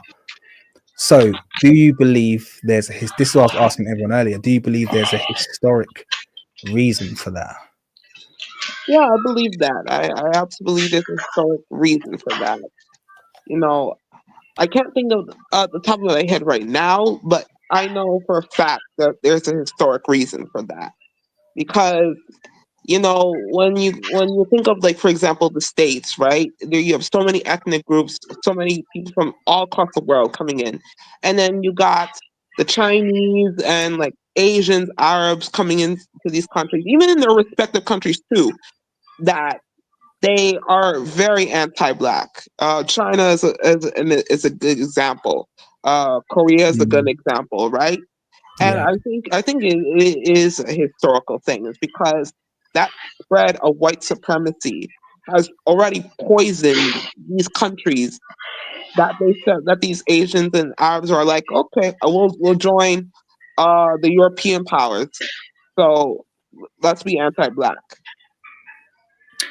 It's interesting. I've got this theory that I've floated on this channel Okay. a few times, and it could be wrong. But I've got this theory that I've always found that the people who are most R word, yeah, like on the extreme level, normally have a recent but very hidden history of basically genociding or completely removing black people from where they were. So they are literally living in a place that used to be inhabited by black people. Those people have all been now entirely erased, and now as a result of that, they are ancestrally really R word, like in a massive way. And one of the examples I gave of that is like sundown towns, for instance. They're the most racist places you can get in America, but they're like that because they stole the land. And that's why they created those rules. And then you get certain parts of Eastern Europe as well, which Spain is another one. That's Southern Europe, but someone just wrote Spain and Italy. Spain and Italy, we know the Moorish history there. So you've got all of these places where you get people who are really extremely R word, and that happens as a result of there's a historical. It might not be something that actively taught, but there's a historical memory there. There's a historical memory where they're like, no, like we hate these people. Because it's weird, because I always say, like, it's very weird behavior, because if you turn around to a lot of these people and you say they really hate black people, but if you're like, oh, okay, well, how do you feel about Inuits? I'm like, I don't really care about Inuits. I'm like, well, you haven't met any black people and you haven't met any Inuits, so why do you hate black people but you're okay with Inuits? It's got nothing to do with the fact that these people are different. It's to do with the fact that they're black. And that doesn't come from nowhere. I don't know. That's just my wild theory. I'm gonna hand over to Mez to say a few words. What's up, brother? Yeah, what's up? What's up? I thought you How you were doing? maybe not too bad, not too bad. I don't know if there's a delay here. No, I it's all think I can good. hear It's you. perfect. Perfect. Yeah. King, I thought you were alluding to recent Moorish history. Right. I saw some people in the chat talking about the history that Europeans have with the Moors, and Oh maybe yeah. that's part of why that they're so uh, reticent to give Africa any foothold or power. It's because of this understanding of that. In the last, you can call it a game, in the last maybe quarter of the game, they understood that there was a massive Moorish empire that they're kind of usurping in some ways. And I wanted to ask you if you're familiar with the Florida star forts. I'm not. I don't know if I could share anything, but there's these star forts. They look like Oh yes, I think I have seen them from above. They look like stars. you have to view it from the sky basically, and it looks like Yeah, it's, yeah. yeah, and a lot of that a lot of that geometry is it's essentially Andalusian geometry. It's Moorish geometry, and Oh the stories that they have for the star forts make absolutely zero sense. And yeah. when you start putting it together, I think there is some evidence to show that that the Moors probably were on the other side of the Atlantic as well. And so we might be seeing evidence of like a usurped empire from the perspective of the Europeans. And so hiding this history might be pivotal to keeping this transatlantic projection of power that they have currently. Yeah. Well, there's an ongoing bit of research that I'm doing at the moment, which I'm not going to go into too much depth about it. But just bear in mind that in every single major city across the world, everyone will know this already, so I'm not going to give everyone something they don't know here. We all know about the obelisks that exist in every single major city of the world. Yeah. So you got these obelisks that were taken from places like, well, they admit they were taken from Aksum, Egypt, okay, different places in Africa. So all these obelisks that are around Europe were stolen from Africa, okay? So the one thing I'll say to you is, how likely is it that the obelisks were the only buildings they stole? That's just something to ponder. I'm not going to give you any more than that, but I've been doing a lot of research, so I don't think the obelisks were the only buildings that were stolen. And then that will start to give you an idea of one of the reasons why perhaps Africa is, you know, earmarked in this way. And like you said, the larger Moorish empire that you've been touching on, there's a lot going on there. So yeah, this has gone really deep. There's also one thing I wanted to bring up about those obelisks. The story of I think it's Osiris and Set. The story of Set kind of splitting the phallus of Osiris all over the world, and how Isis has to bring them back together in order to revive the kingdom.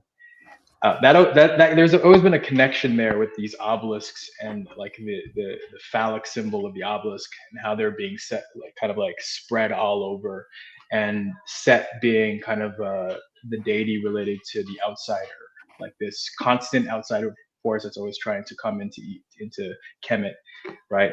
And this idea that they've been split, like these obelisks have been split all over the world, mostly outside of Africa, right? There's still one, there's still some in Luxor, but split out, and the outside, right, has always like evoked the story of Set, like taking the phallus and splitting it. And so, yeah, that's very interesting. Yeah, it seems like maybe the ancient Kemetians were able to see much further than. Oh yeah. If you read the Hermetica, they predicted their future perfectly. Mm-hmm. A lot of people don't regard the Hermetica as, that's an Egyptian work, by the way. That's the writing of Tahuti, and even the people who wrote it admitted that these were Egyptian works. So if you want to purchase a book, purchase the Hermetica. It's not Greek, it's Egyptian, and they predict Egypt's future perfectly. Everything from the multiple invasions to the occupation to the people not knowing where they come from, being lost, everything. It's scary. It's scary how accurate it is. So I totally in agreement with you there that they were able to predict what was going to happen in their future, but and many of these things aren't hidden from us. Like I said, people just maybe didn't think to buy a book like the Hermetica thinking that it had nothing to do with African history, but it has everything to do with African history. So yeah. And I had one more thing before. I don't know if you're kicking me out, but I you might do. Careful.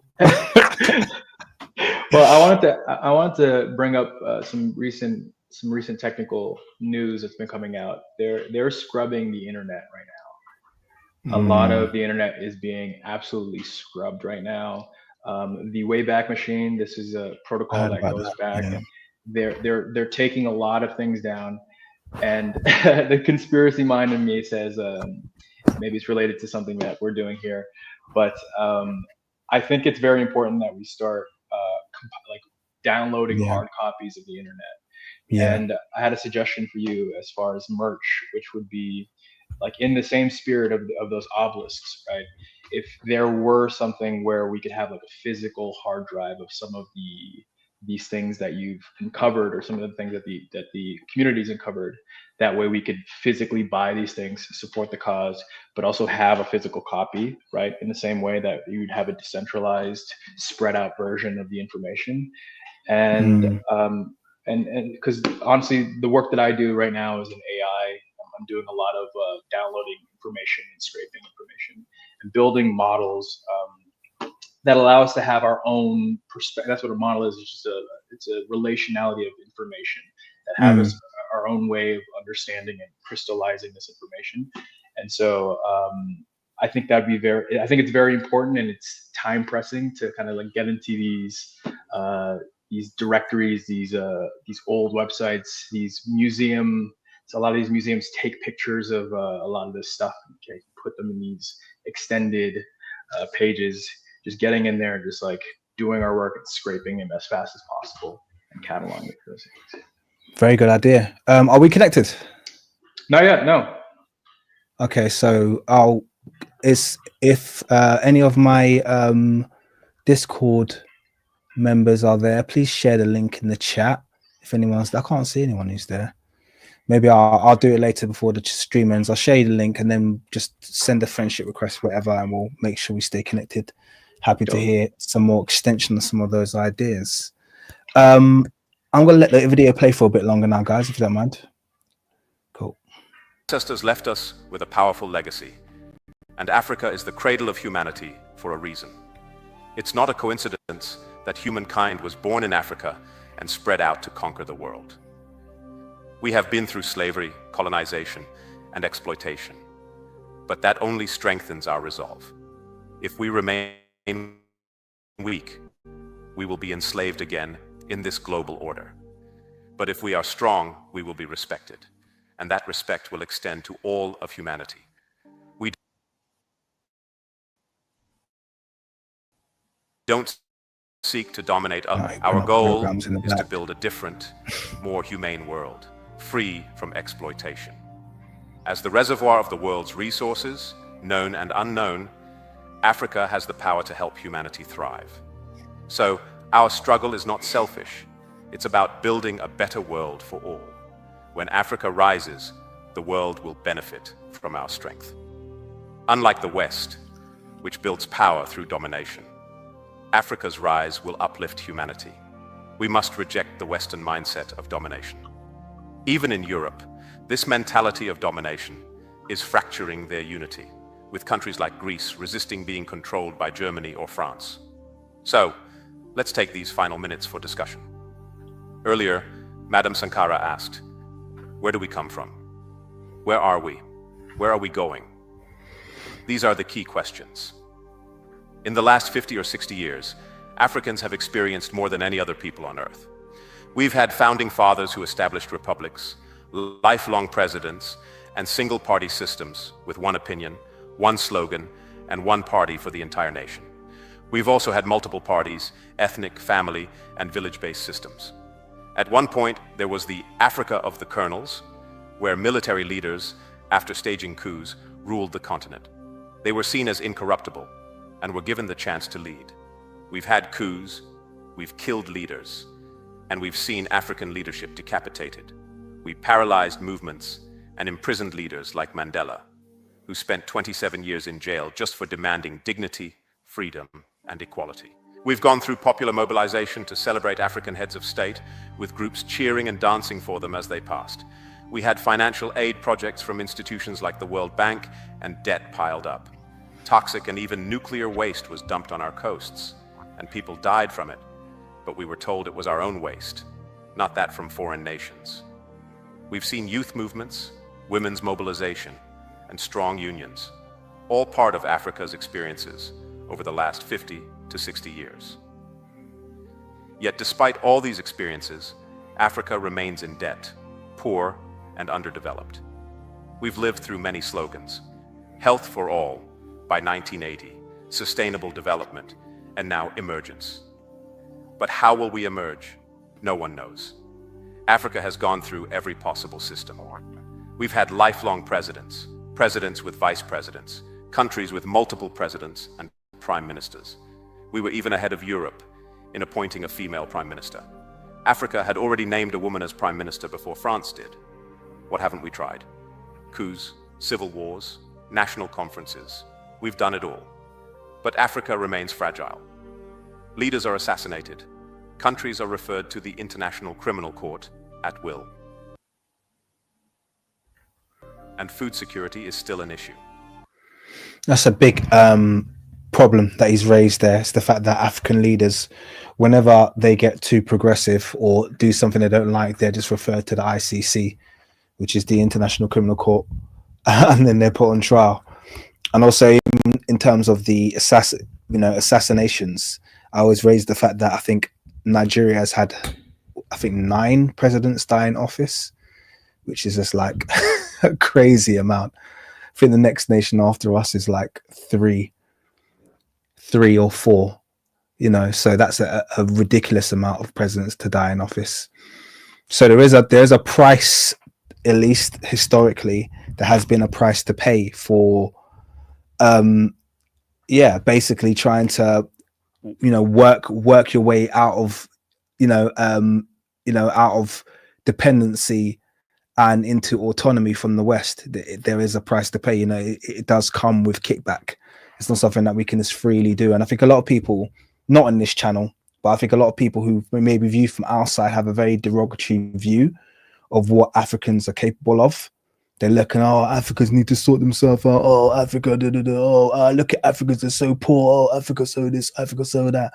It's like, hey, if you bothered to do a little bit of research about African history, you would be a lot more respectful.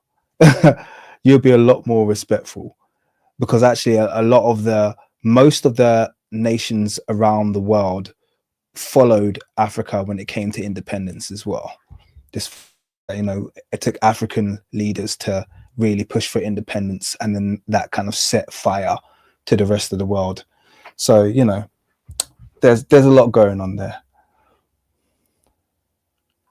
We eat chickens without knowing where their thighs come from. How can a continent with vast lakes, rivers, and natural resources still face food insecurity? The path we've been on has been the wrong one. So, where do we go from here? How will we manage? There's no clear path forward. All the old ways have been worn out. Today, in the world dominated by Europe, by the powerful, you need to be strong. If you're weak or vulnerable, friendship doesn't count. You get crushed when the time comes. Europe does not tolerate weakness or powerlessness. They used to dismiss China, calling things Chinese trinkets. But now that China is strong, they've stopped saying that. Instead, they now engage in business with China. There's no talk of trinkets anymore because China has power. There are no true friendships or partnerships. This idea of partners that Africa clings to is a myth. Who are Germany's partners? They handle things on their own. Who partners with France, the UK, or the United States? Even China doesn't rely on such partnerships. But in Africa, we keep saying, I have a project. Let's get funding from donors and partners. Who funds France? France has been in deficit for 30 years, but they aren't asking for aid. Who funds Germany? Do they wait for Italy or Greece to finance their projects? Of course not. Africa still believes in myths like donors and partners, but all the old models have been exhausted. We've tried everything. Another national conference, joining another organization. It's all been done before, and it doesn't work. Countries are becoming more disoriented. What's needed now is a complete change. A shift toward building a new system. Create a political party. Make the Congress a political party, and appoint Madam Sankara as the head. Why not? Take the United States as an example. Simon Bolivar wanted a united South America, but the nations refused. And now they remain poor. I'm just thinking as well, as I'm listening to this speech, is that this man is a linguist, and this is another part of African genius that is overlooked. Black people have always had to produce polymaths. We can't just have people who are just experts in their one field like Europe does. Everyone, whenever you're an African scholar, you have to be a polymath. Look at Van Satima, you know, look at John Henrik Clark. Look at, they're all polymaths. They all had to show expertise across several fields, and also be able to hold a hold a conference and hold an audience with a brilliant speech. Where do you see that kind of, where's the Western equivalent of that? You know, you've got, like, for instance, you've got your Jordan Peterson, but all Jordan Peterson does is speak. That's all he does. You know, he's not a polymath. You know, he doesn't know anything about anthropology and these other aspects. So it's just another kind of, like, I guess it's a good thing, but it's also another double standard in terms of the expectations of Black people when it comes to, you know, they have to show expertise in so many fields. You know, so many fields. King, I think it also might be related to, like, a fundamental difference in the way that we see, like, information or knowledge, right? I don't think you can have information or knowledge in a separate context, separate from any other information or knowledge. And so if you love knowledge, then you're going to realize that when you pull one thread, it's connected to a tapestry of everything else that you also are in love with, and so you just keep pulling and pulling and pulling. And so we as Black people just use that and kind of accept knowledge in the way that it comes, which is this tapestry of information, and we kind of just don't try to force knowledge into our preconceived into our preconceived standard. Whereas the education system that the Western education system kind of, like, silos information and tries to separate it and isolate individual variables, where you know, it does. I'm not going to say that it doesn't result in incredible results. It gives you things like an atom bomb, right? If you really specify on one particular utility, you can get things like an atom bomb, but you miss the forest for the trees, right? You miss the holistic understanding of it. And that's where I think, on the flip side, the Cometian civilization understood that, you know, knowledge has a physical, spiritual, multi-dimensional aspect to it. And I think that's why we produce so many polymaths. I think that's a very good point. I think that's a very, very good point. I agree with that. I also think there's a degree where there's a luxury as well. There's a luxury to being able to just, when you're in charge of everything, you're in charge of information, you have the luxury of saying, I'm just going to focus on this one thing. Whereas as a African researcher, for instance, you know that your thesis doesn't make sense because everything in the world contradicts it. So you actually haven't got a choice but to become an expert in other conflicting fields. Otherwise, you're going to be laughed at. So, for instance, I'm sure I would love to just sit here and make reconstructions all day. But the first thing I note when I post my first reconstruction is people go, they weren't Black, so I have to now become an anthropologist and a geneticist and start providing further data to support my position. It's a luxurious position to be able to focus on one thing and know that your theory is not going to be laughed at. Do you know? Yeah, but that's a really good insight you gave there. Can I give a quick thank you to Mary Crates? Thank you so much. As your content changes the usurped European narrative. Thank you, King. My absolute pleasure.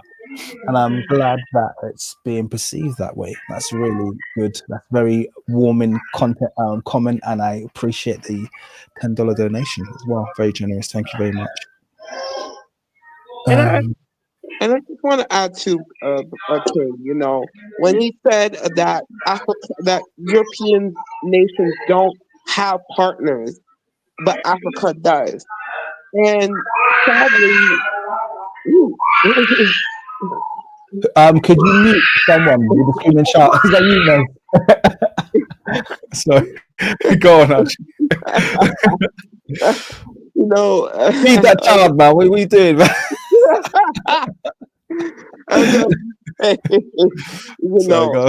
I was saying, we come, you know, as like he said, like Europeans don't have partners, but Africa does.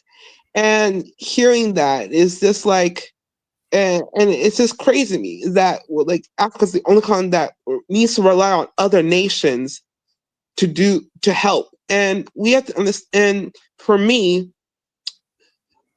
Africa as a continent does not need other nations that hate us. We as a diaspora should help the continent itself. And that's the whole point of Marcus Garvey and Pan-Africanism in the first place. And I know there's some African Americans and some other Black people across the that say, "Oh, Pan-Africanism did not work. This, that, and the third," right? But it can work, you know. It can work, and like we just need that unity and that, and we need to get out of this Western mindset. And I think that's what's holding us back as a people, or as a diaspora. We have to get out of this Western mindset that we were from the get-go. We were never great to begin with, and that's an utter lie to begin with. We were always been great, and we have to get back to that state. That even though Africa has gone through coups, assassinations, Africa is still here. We have to have that positive mindset, and the same thing could happen in Haiti too, because Haiti has gone through plethora of that too, and we have to help each other and build it.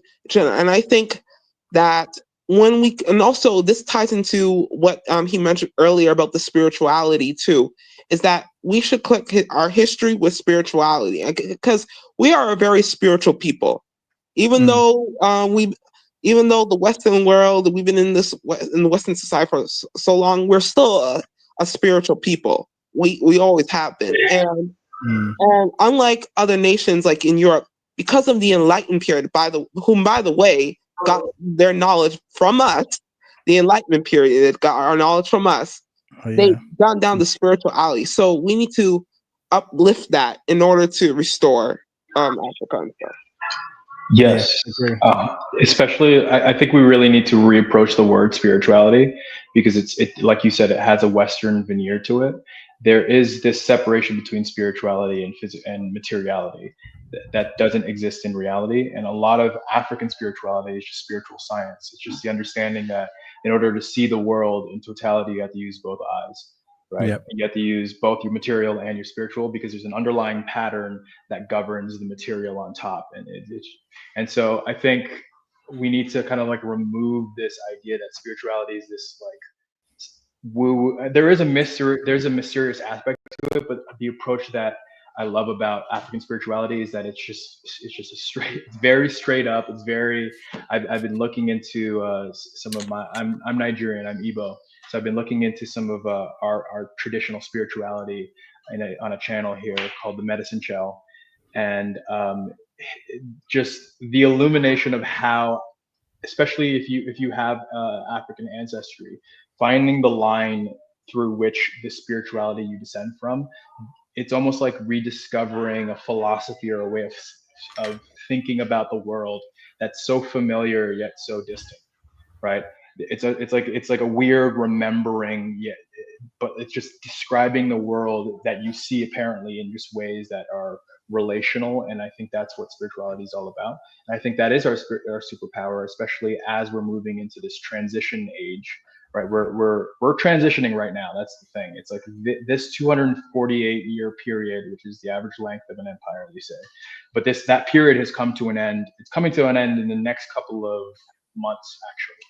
Right. And so this enlightenment, this nation state, a lot of the things that they're saying in this video that were valid in the last 248 years are no longer valid with the internet, with communication. Like Marcus Garvey didn't have the ability to communicate with Africans across the channel instantaneously, right? To organize, to coordinate on skills that we have today. And so to me, I see these as like bottom up coordination mechanisms that I think our ancestors are kind of happy to probably see. And I think it's I'm excited anytime that I see you post one of these lives, and I try not to listen. No, that's cool, man. I really enjoyed your input, if I'm gonna be honest with you. And I wanted to add to the point that you raised there about spirituality, because this is something that I think I used to have more of a knowledge, or at least more more of an accessible knowledge of, and I've kind of allowed it to fall by the wayside. But that's one of the first things I pointed out when I got into understanding kind of ancient African history, was that they only had one word for nature and science, and that was neta or nature, where we get our word nature from. That's a single word they had, and that covered nature, science, and spirituality, all in a single word. So we live in a world where those three concepts have been separated, where something's either natural or it's spiritual, i.e. supernatural. Whereas our ancestors lived in a world where that was one and the same thing. There was nature. There was nature you understood, and then there was nature that you didn't understand. Okay, but it's all nature. There's no such thing as the supernatural. Okay, everything was nature. And when you think about the term supernatural, it's just a term that we've defined for things that happen that we don't have a definition for, or we don't have an explanation of. So we don't understand it. So we say, oh, that's mumbo jumbo, that's supernatural. Like he was even saying about how the Greek philosophers kind of changed African philosophy in that regard. It's the same kind of thing. It's kind of, well, this is outside of the realms of nature, so therefore it's mumbo jumbo. But that wasn't the approach of the ancestors. The approach of the ancestors were, well, that's a part of nature that we have yet to understand. This is one of the reasons why they were very open to quote unquote foreign gods, because to them gods wasn't something that was just to be worshipped. It was something to be understood. So if you came and you were a foreigner and you came with your own god, they'll be like, all right, sit down, tell me, what's this? Tell me about your god. Tell me about these systems. What concepts can I learn from this god that you're bringing? It wasn't kind of like, oh, get away from me, kill him and his foreign god. So it's a completely different mindset that requires a completely different way of thinking. It very much is anti-dogmatic. So if you interpret your faith, I'm not going to say if you're of a dogmatic faith, because actually I don't think Christianity and even Islam at their core are dogmatic, but I think they're interpreted in dogmatic ways. So I think if you still interpret life in that dogmatic way, then you're going to struggle greatly with African spirituality. You're going to find it very, very difficult to coincide with, and I think people are still think that way even when they're not thinking that way. So for instance, like even whilst we've been on this live, you guys would have noticed there's a few people, every time I say the word African, they turn around and they say, no, black people are African. Yeah, you see, it's happening literally right now in this live. It happens every time I post a video about the Moors or something like that, and it's kind of like, if you can't even be bothered to actually familiarize yourself with, the content and the research, and to watch through to the end before you kind of attack me for not giving the exact definition of black or African that you wanted to hear, then honestly, what hope are we going to have of having any kind of unity when people are literally that sensitive that they can't see, see the wood through the tree, so to speak? Do you know what I mean? Like there's something you need to see what's going on here. If someone's taken the time to sit down and educate and to do research, you could have reserved that opinion or share it in a more respectful way, or actually wait and see that you would have had yourself satisfied, but you instantly are annoyed and irritated by the fact that someone has used the word African. It just seems wild to me. And it's just these, honestly, like people are saying they're in the chats, like, no, they are literally everywhere I look now. I was on Kapruki's Moors video earlier today, his video about the Moors, and literally the comment is just filled with a certain sect of people moaning and complaining that he used the term African once in that video to describe the Moors. And I was like, this is wild. I can't believe that. This is what you're getting out of this video. Like, this is like one of the best investigations, and in terms of the amount of data and the amount of research that's being uncovered here, that links our people to European, like to their history in Europe, and all you can think about is the fact that he's used the word, and he's used the word African appropriately, but the fact that he's used the word African has got you that angry is wild. It's absolutely wild. So yeah, I don't know. There's weird things going on right now. I'm hoping that people can mature and we can kind of like unify behind the fact that we got bigger fish to fry than, I don't know. I think that's part of that underlying spirit of like Puritanism, of like fixation on like semantics. It's all part of it. It's like a weird like need to be pure. I have a thing that I have a idea, I think, as to why that takes place in kind of like this. I don't want to. You could call it a European mindset, but it's like this. I think that's why the Renaissance or the Enlightenment was such a move in the other direction, right? It's because when people started when they started letting in new ideas, that what happens is like you get this influx. Whereas like in Africa, this is the most genetically diverse part of the planet, most culturally diverse place in the planet. There's this appetite for diversity and different perspectives that exists inherently within the continent, where I think where you go to Europe, you have these vast swathes of individual genetic markers that you don't see anywhere else. And it's very unnatural in the same way that you see like in farming, you have vast swathes of corn, right? This is an unnatural state of affairs, right? And so in order to maintain this artificial purity, you have to be extremely vigilant as to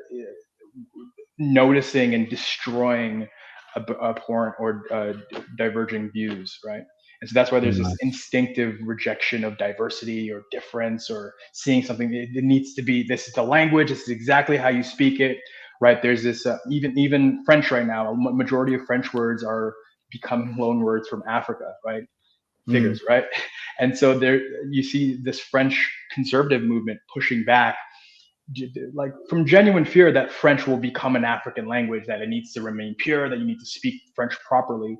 Where if you look at any language, the way that a language stays alive and grows is that people, use and make new words and borrow words from different languages. That's just like any other part of life, that's how things sustain themselves, right?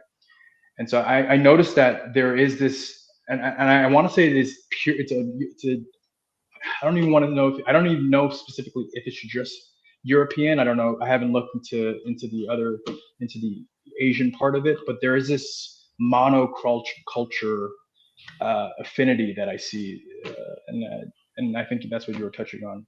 Yeah, I think you raised some really good points there. Yeah, I'll be honest with you. It's. I wouldn't say it's bizarre to me. I'd say one of the things is that I think people just. I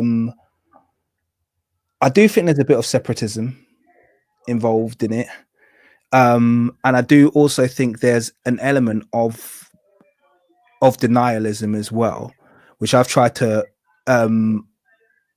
It's like if you've been lied to about your history for a very long period of time.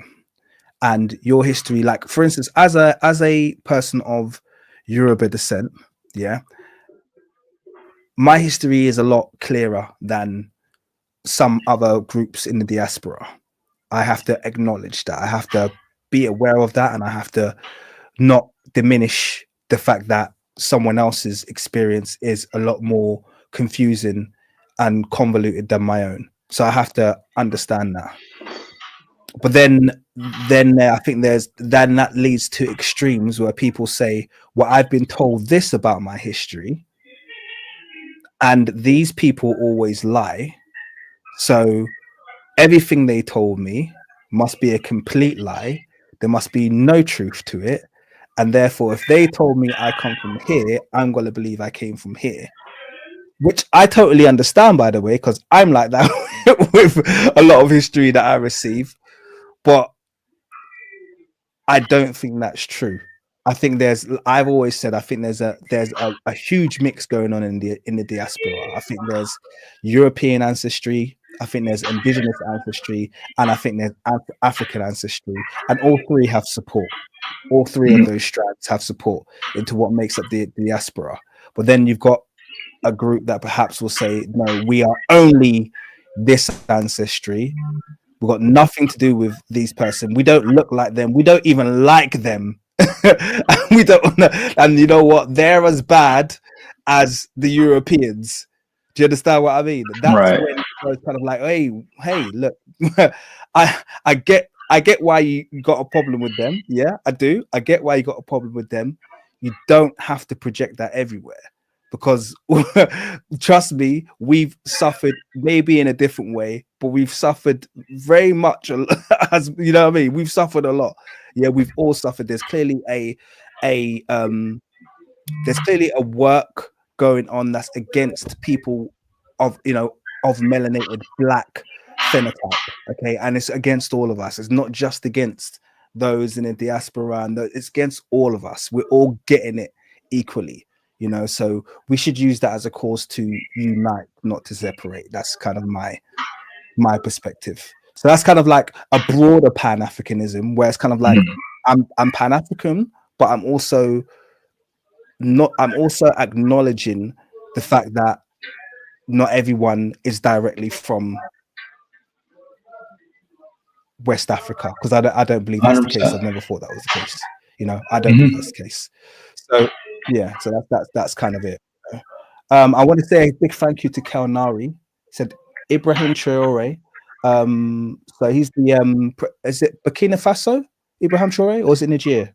I can't remember. Someone remind me. Ibrahim Traore is in constant danger by Western powers and only protected by the genocide going on in Palestine. We must find a way to protect those in the building stages. What do we do?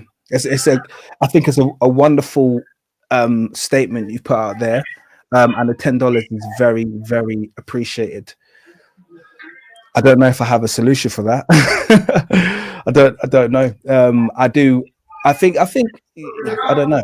I feel like the only thing that perhaps helps in these situations is that I feel like we're in a different dispensation now, where there's less focus on groups like ours. I think I would have been more scared about this channel a few years ago. Now I don't really care. I think like what you were saying earlier, Mez, about now kind of being the time. And I think that's been acknowledged. And I feel like the ancestors told me, no, do your thing. You're good. And so I'm doing my thing. That's how I feel. Let me thank you, Kaunai, for your $10. It's much appreciated. Let's finish watching this video. I don't think we've got much left. So let's finish watching this video. Can you just go on mute quickly, Mez, if that's okay? Thanks, bro. Despite their resources. Look at how the US was founded. Benjamin Franklin was 80 years old, while Washington, who would become the first president, was around 50. Many of the leaders like Madison and Hamilton were young, 30 to 33 years old. They didn't hesitate. They simply created the United States, even with doubts about corruption or the timing. They didn't wait for perfection. They acted and became a world power. Some states initially resisted, like Georgia and Florida, but now they would never ask to leave the US. If you create a United States of Africa, you won't be building small projects anymore.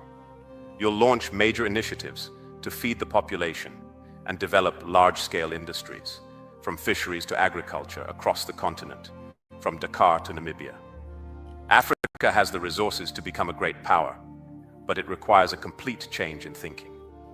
We have African elites, lawyers, doctors, engineers, experts in every field.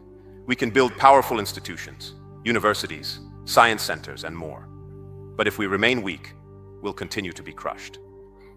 Strength is needed, and that comes from unity and ambition. We've already had a president of the United States of Africa. Marcus Garvey declared himself as such. The next leader would only be the second. Our task now, especially for the younger generation, is to create the conditions for Africa to be strong and powerful. If we remain weak, we'll continue to be exploited. This talk of globalization and world unity is misleading. Globalization is about economic interests, and if you're not strong, you're simply being exploited. Your oil, timber, fish, everything gets taken. What kind of globalization is that?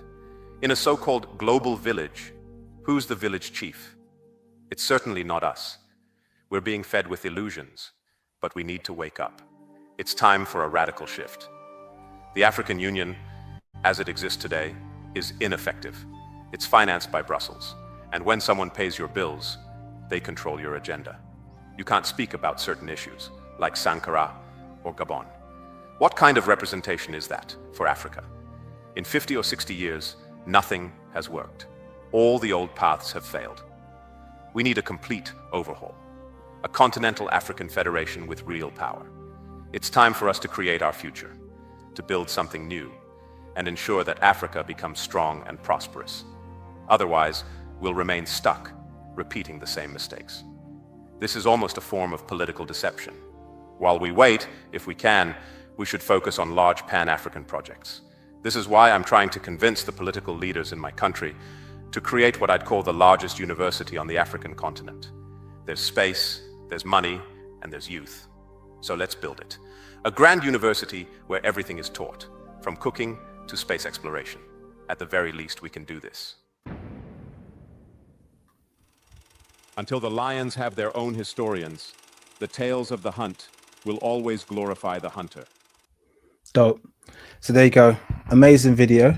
And I was actually really pleased to view that when I did see it, because like I said, I think my knowledge of Theophile Obenga's actual work is very scant. So I'm on the hunt now. I want that to be the next book I read, man. I need some Theophile Obenga definitely in my life. So if anyone's got the hookup, the Wayback Machine link, the Internet Archive link, send it my way. I need his works in English, and I need to get under the hood of his of the African language films that he made, so I can use them and I can stop using the Greenberg one, because that would be my dream. But I can't do that until I have more knowledge of it.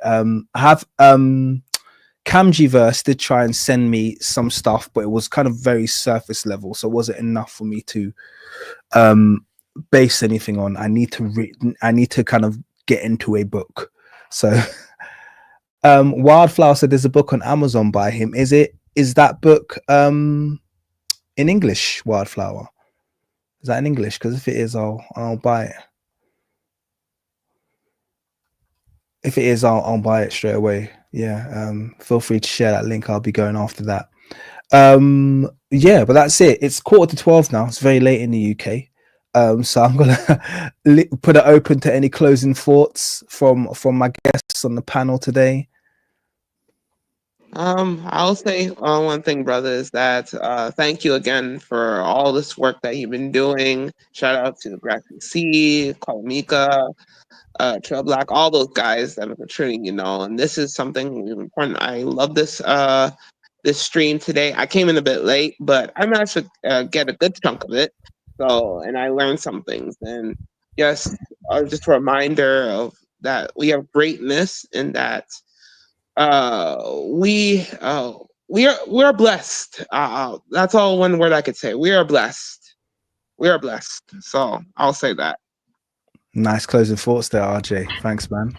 Yes, Nez, our new guy, came Yes, in and sir. smashed it. What's going on? Yeah, no, I just want to say, I want to echo what RJ's saying. I completely love that you guys are bringing the space together, and I would love to, jump on some of these lives as well. So I appreciate you for hosting this space. It's incredible. And I want to say, I want to echo something you said about this being the time and that our ancestors are giving us the green light, because I completely agree. This is the time.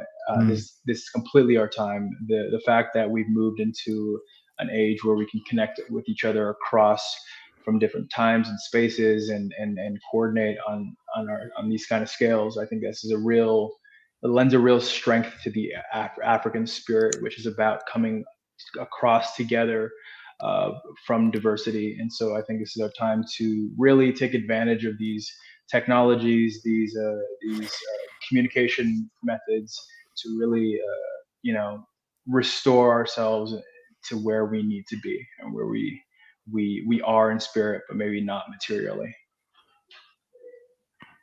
Excellent last words, man. Thank you very much. And I concur. I've had a fantastic time on this stream today, and it's been real pleasure sharing this time with you guys. Some of your insights were fantastic there, Mez and RJ. So I appreciate you guys for being brave enough to join the panel. Look forward to jumping on your live streams one day. Yeah. Yes, Near sir. future, Yeah. I'm hoping. Yeah. Make sure I get the invite.